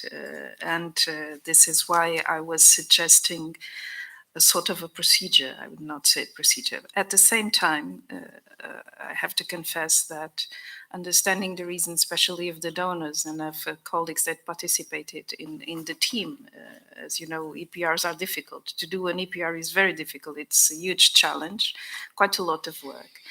The country must, the reviewed country must feel that this is an added value for it, because if not, it's only a publication, and that's not at all what we want. We have had in the past, as far as I remember, one similar situation. So, in fact, it is very rare that this happens. But when it happens, we need to face it, and we need to find solutions, and solutions that are balanced, adequate solutions for the team, for UNECE, and for the country. So my proposal is that Kyrgyzstan, up to the end of the year, provides complete, accurate, robust information. Also, at the same time, Kyrgyzstan should provide their proposals with regard to recommendations. So both things. As soon as the UNECE EPR team has this information and considers that this information is sufficient, depending on the areas where the information is relevant for, because I'm sure that Kyrgyzstan will not provide information regarding all chapters, probably it's 1 or 2 or 3, then the UNECE team will see with which expert they need to meet, and an expert group meeting should be convened with the physical participation of Kyrgyzstan to address the parts of the text that should be further developed. I do not suggest that you convene the whole EPR expert group or no, the EPR team in UNECE should decide what to do. Is it only a few experts from the EPR? Whatever, you should decide, depending on what comes. I don't know what will come, so I don't take decisions in advance. You will see what comes, and then you will decide. The EPR expert group, of course, has the overseeing of this process, but I don't know what will come. So first, you will receive information, and then you will decide. My main point is that to discuss recommendations, you should be present physically. Kyrgyzstan, okay? So, and for the adoption can only happen in the coming session, the CEP coming session, which means November. I'm looking at Sal because I don't remember the date, but I think it's November 2023, right? Yeah. So 1 year and 1 month, more or less. That's the time you have. I understand that probably the EPR will need further work because you will have to update some information, but this also has happened in the past several times. and I'm sure that you will be able to do it. So additional work from all sides, but a strong commitment from Kyrgyzstan. Am I right? Can I say some words? Ahi, I will give first the floor to, yes, to Kyrgyzstan. Kyrgyzstan, please, you have the floor. Благодарю вас. Thank you. Thank you, colleagues, for the understanding and comprehension of our situation. So, the Kyrgyzstan mission falls in the summer, and on some chapters there are pending questions. So there won't be a complete review, but just on certain chapters where complementary information of one kind or another is needed. Naturally, we are committed to developing the document fully. We have a very responsible approach to it, and that's why we want a postponement or delay. We don't have an approach of simply box ticking. We want to do it well, fully, in a responsible fashion, and that's why we want to ask for a little bit more time in order to work through each issue fully with the appropriate experts so that it's done properly. And so that's why we came to that conclusion that we need to work this way. And we'd like to thank you for your understanding in this compromise. And I can also assure you that the expectations that were discussed today, they will be fulfilled by the end of this calendar year. Thank you. Thank you very much. Ahi, you have the floor, please. Thank you. Thank you for that clarification from Kyrgyzstan side as well.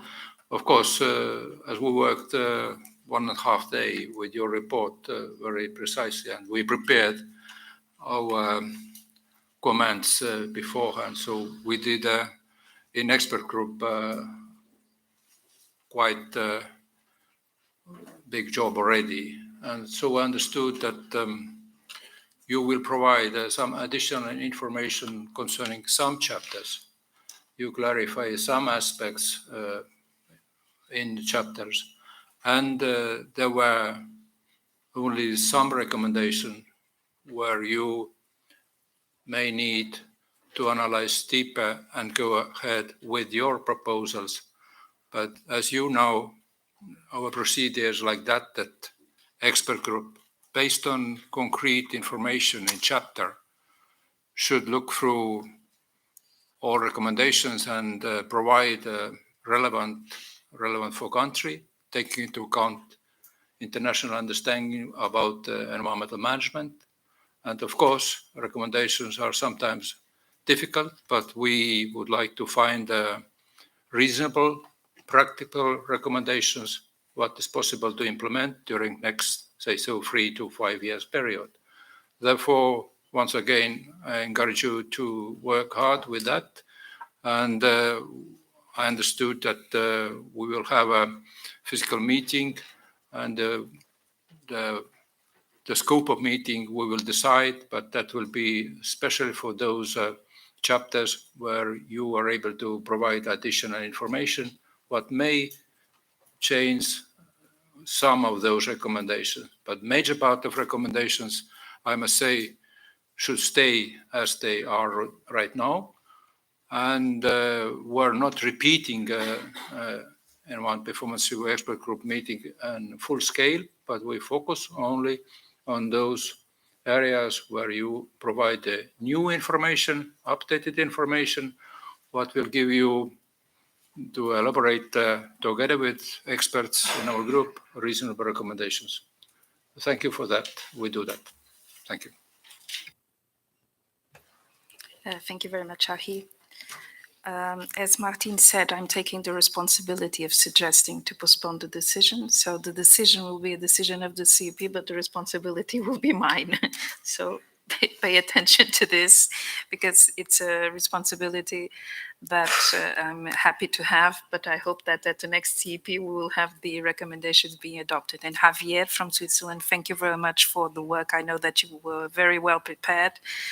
to present the achievements as the rapporteur, but I'm sure that at the next session you will be able to use at least part of the preparation you did for this meeting. Thank you, thank you.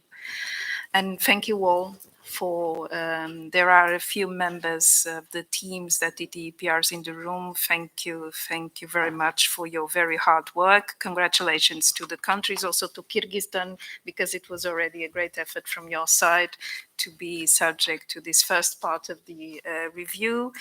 And I would like to close the agenda item on the free EPRs and then to stay within the EPR umbrella, recalling that the CEP in our session in 2019, 24th session, adopted the current mandate in terms of reference for the expert group on EPRs.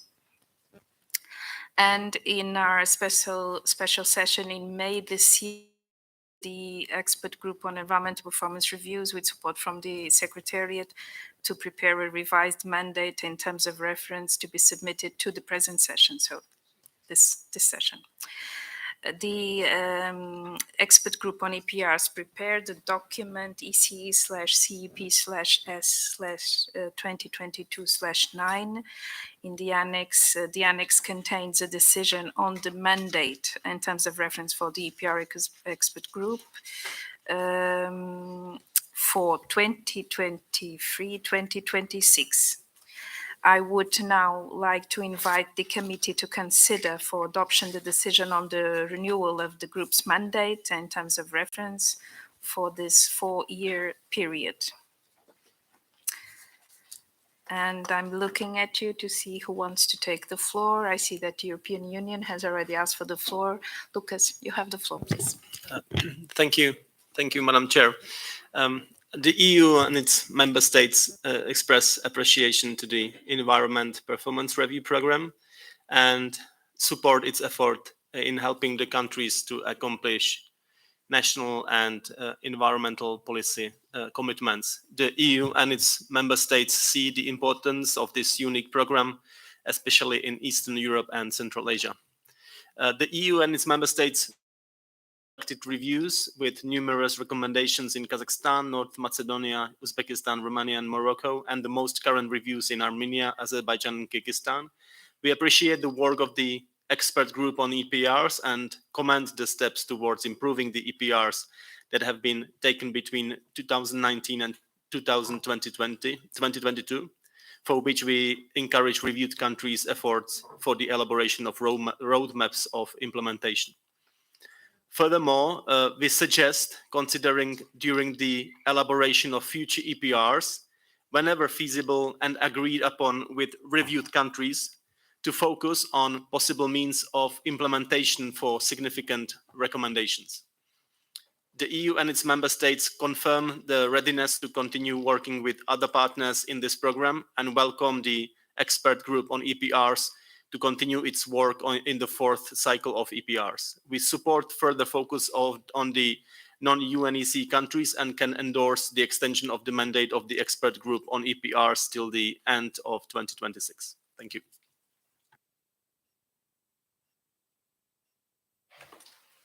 Thank you very much, European Union. Are there any further requests from the floor?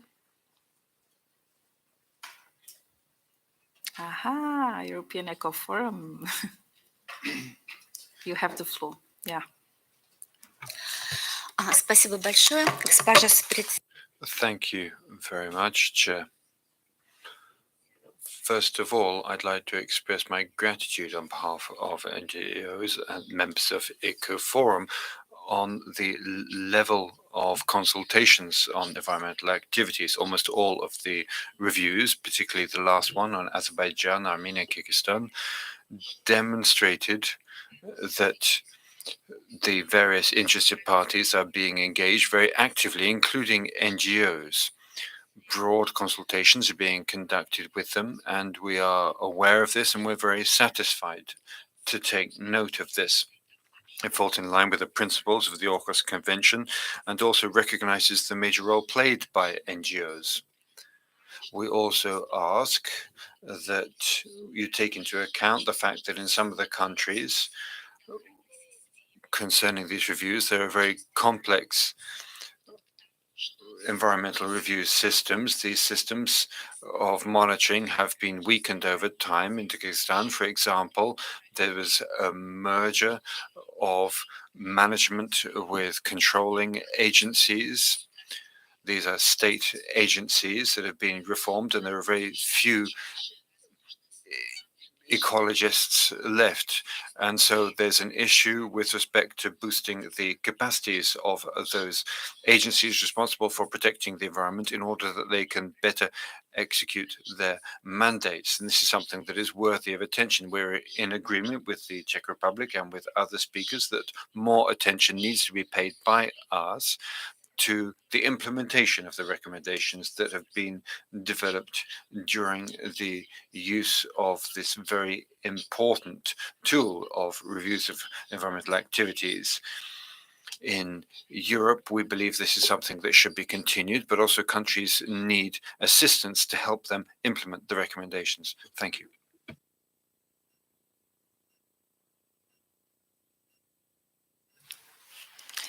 Thank you very much. We are happy that the EPRs are done also taking into account a broad consultation with NGOs. We think that this is imperative. So it has been working well. I agree very much. And now I have Switzerland in my list. Martin, you have the floor. Thank you, Madam Chair. Switzerland is honored to be part of the EPR expert group for so many years now. The group has always strived to maintain the highest quality of the reviews and pertinence of the recommendation addressed at the country reviewed. The mandate and terms of reference proposed are fully acceptable for us. We look forward to continuing our active engagement within the expert group in this framework. For Switzerland, the mandate and term of reference for the expert group can be adopted for the year 2023 to 2026 for next year. Thank you.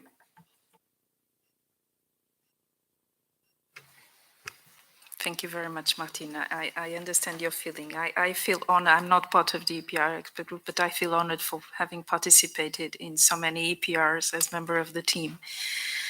And I would like to encourage colleagues to participate actively as part of the teams in EPRs. These are incredible exercises.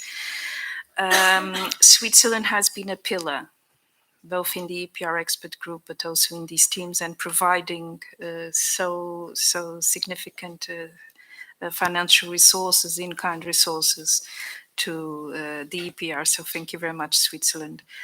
If there are no further requests from the floor, does not seem to be the case. So I would like to invite the committee to adopt the mandate in terms of reference for the expert group on environmental performance reviews for 2023-2026, as included in the annex of the document EC/CEP/S/2022/9, and to request, of course, the Secretariat to submit it to the EC Executive Committee for approval, because as you know, it's not the CEP then it's to approve it, it's EXCOM. EXCOM needs to approve it, so we transmit it to EXCOM. So with your agreement, that's what we will do.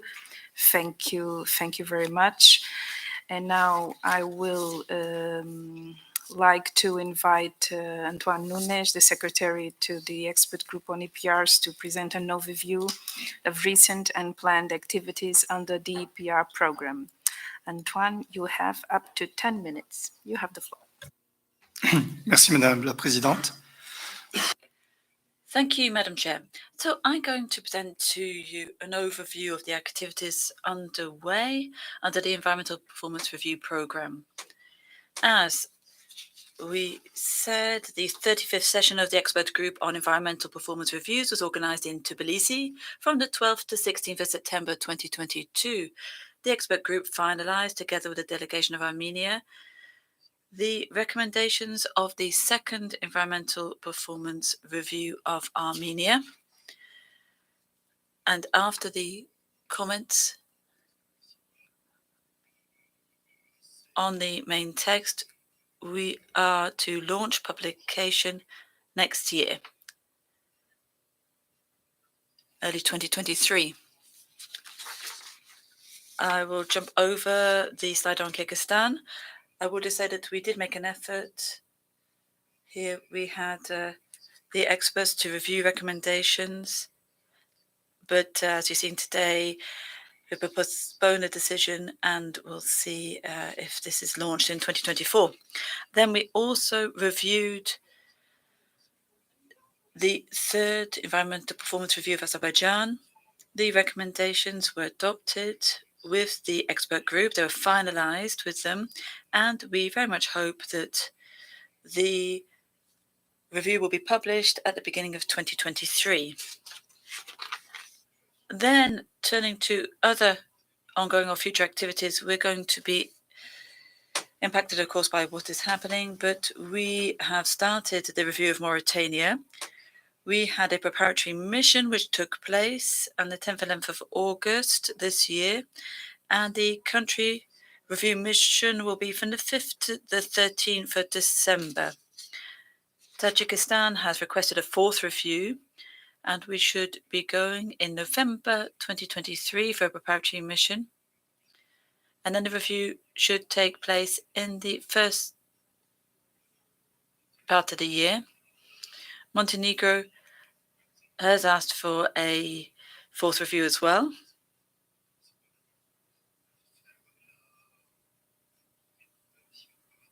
The preparatory mission should take place in 2023, and in autumn 2023, the review mission.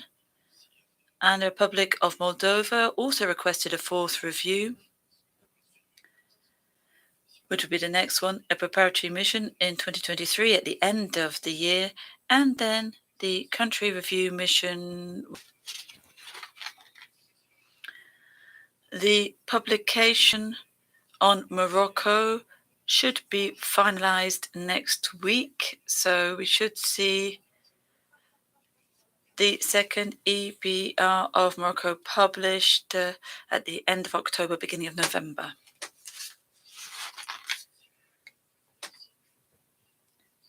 To prepare for the fourth cycle of EPRs, we are planning a festive launch at this Environment for Europe conference in Nicosia. The fourth cycle EPRs include options for several nexuses, so better links, enhanced integration of several topics. This depends on the needs of different countries under review, and the Secretariat is working on developing these options with the countries.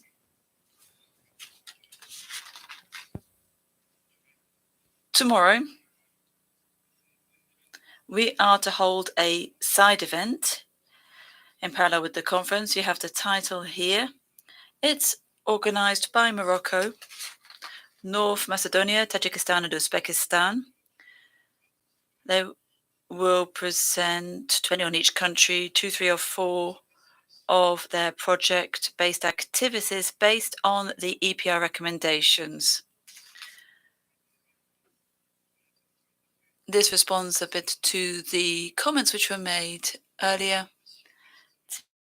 Recommendations in the reviews, which are implemented quite quickly, quite easily, of course, with the support of donors and of other financing institutions. And we invite you to attend the event if you're interested in this process. As our chair has recalled very well, of course, the review program is based on extra budgetary funds. We'd like to thank Austria, France, Germany, Hungary, Italy, Portugal, and Switzerland for their contributions, both financial and in-kind support, so experts being made available. I'd also like to thank the group of experts and our partners, UNDP, and our colleagues within the UNECE for an environment decision, the energies, statistics and transport parts of the UNECE. Estonia, Georgia, Germany, Hungary, Italy, Montenegro, Romania, and Switzerland have all been part of the expert group.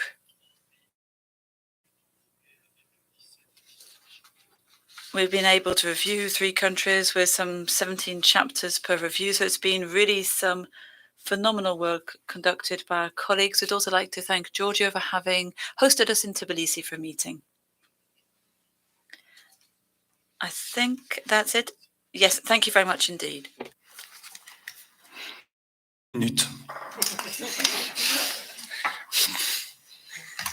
How is this competition spirit? Are there any requests from the floor? Well, it does not seem to be the case. Well, you have a very heavy agenda in front of you. Many EPRs to be conducted. As far as I understood, the EPR of Mauritania has already started with the pre-mission. Okay, good. So we continue to have EPRs outside the pan-European borders, which is positive, meaning that this is a very successful instrument and countries outside the pan-European borders continue to ask for being subject to this process. So what I would do now is suggest a set of decisions the CEP can take on the EPRs. I would suggest that we welcome the start of the EPR of Mauritania. Also, I also suggest that we welcome the next EPRs to be conducted, which are the 4th EPRs of Tajikistan, Montenegro, and Republic of Moldova.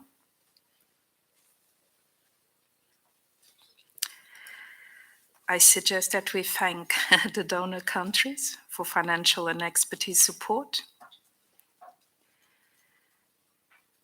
And also to express appreciation to countries and organizations providing support to the expert group on EPRs itself. I would also invite, I think that the CEP should invite other countries to nominate their representatives to the expert group on EPRs. I'm sure that you understood that there's a lot of work in this group and there are not that many participants to the expert group. So the more there are, the less work the ones that are there have. And I think that this is fair. So if you are motivated to participate in this group, please let us know. And also I think that the CEP can recall that the core secretariat of the EPR program is provided by the UNECE. However, as you know, the operational activities are dependent entirely on extra budgetary funds provided by donors or in-kind contributions. So perhaps we could also, as always in our sessions, ask for possible additional funds.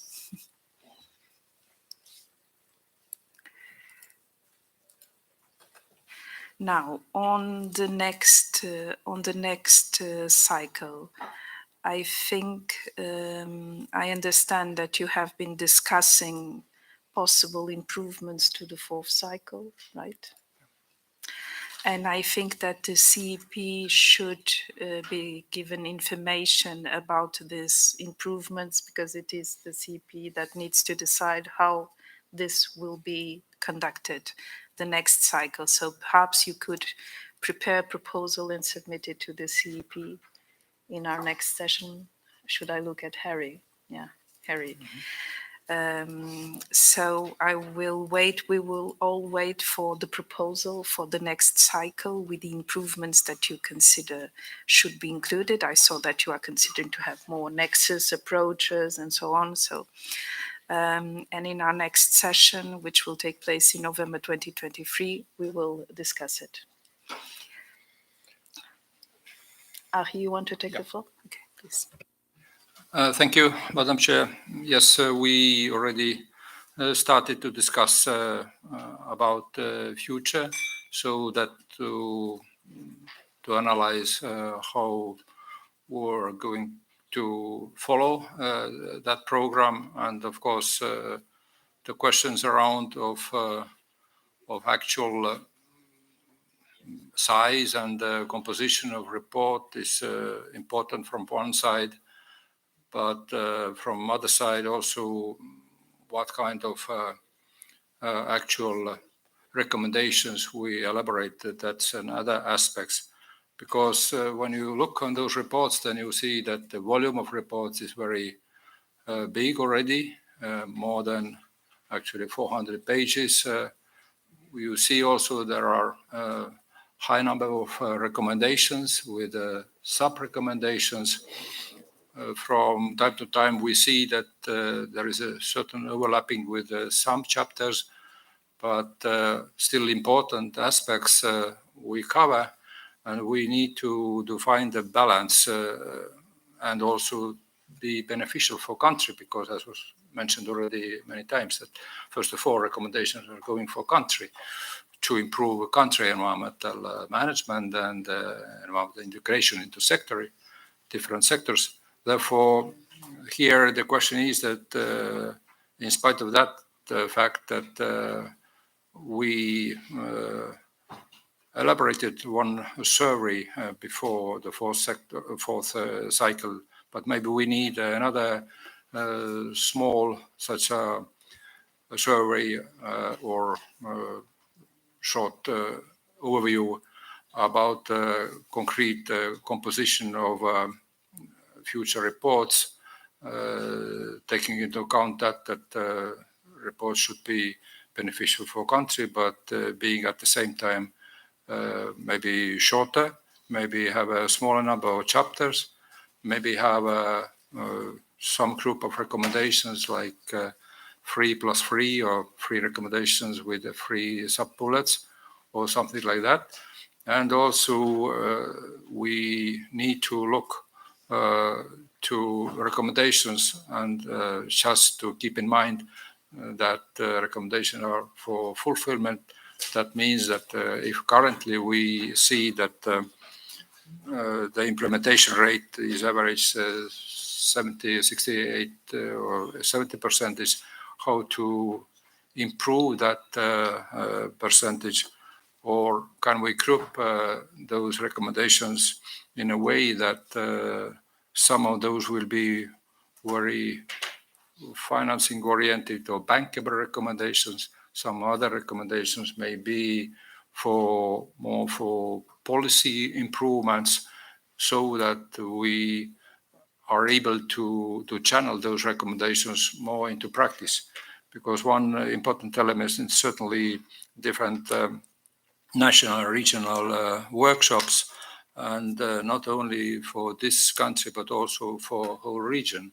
And that is important, not only to have a clear roadmap to implement recommendation, but also to distribute and disseminate general ideas how in this region environmental situation may be improved in future. Those were the thoughts, and if that's the case, then we propose just to have that short survey, and we are able to present that to whole CEP. And so during next meeting, we will have a final, results and clear guidance in front of us. Thank you. Thank you very much. So at our next session, we will discuss the proposal coming from the EPR expert group on the fourth cycle, improvements to be made in the fourth cycle. If there are no requests from the floor, and I don't see any, I want to thank very much our colleagues here sitting at the podium, and not only, but all the the EPR expert group and especially the EPR team in UNECE for their amazing work, and encourage you to continue this work, this very good work. Although it's not yet 1 p.m., I don't have anything else in my foreseen for discussing in the morning session. So what I would suggest is that we break now for lunch. And we will start again at 3 in this room, but please be here sharp. And we will start with the environmental monitoring, assessment and reporting. So thank you very much for participating so constructively in our work. Thank you for the lively discussions we had. And have a good lunch. And I will see you here at 3 p.m. sharp, please, so that we can start. Please be aware that the session ends today. So everything that needs to be discussed today. Tomorrow, the conference will start. The CEP session ends today. So have a good lunch. See you later. Bye-bye.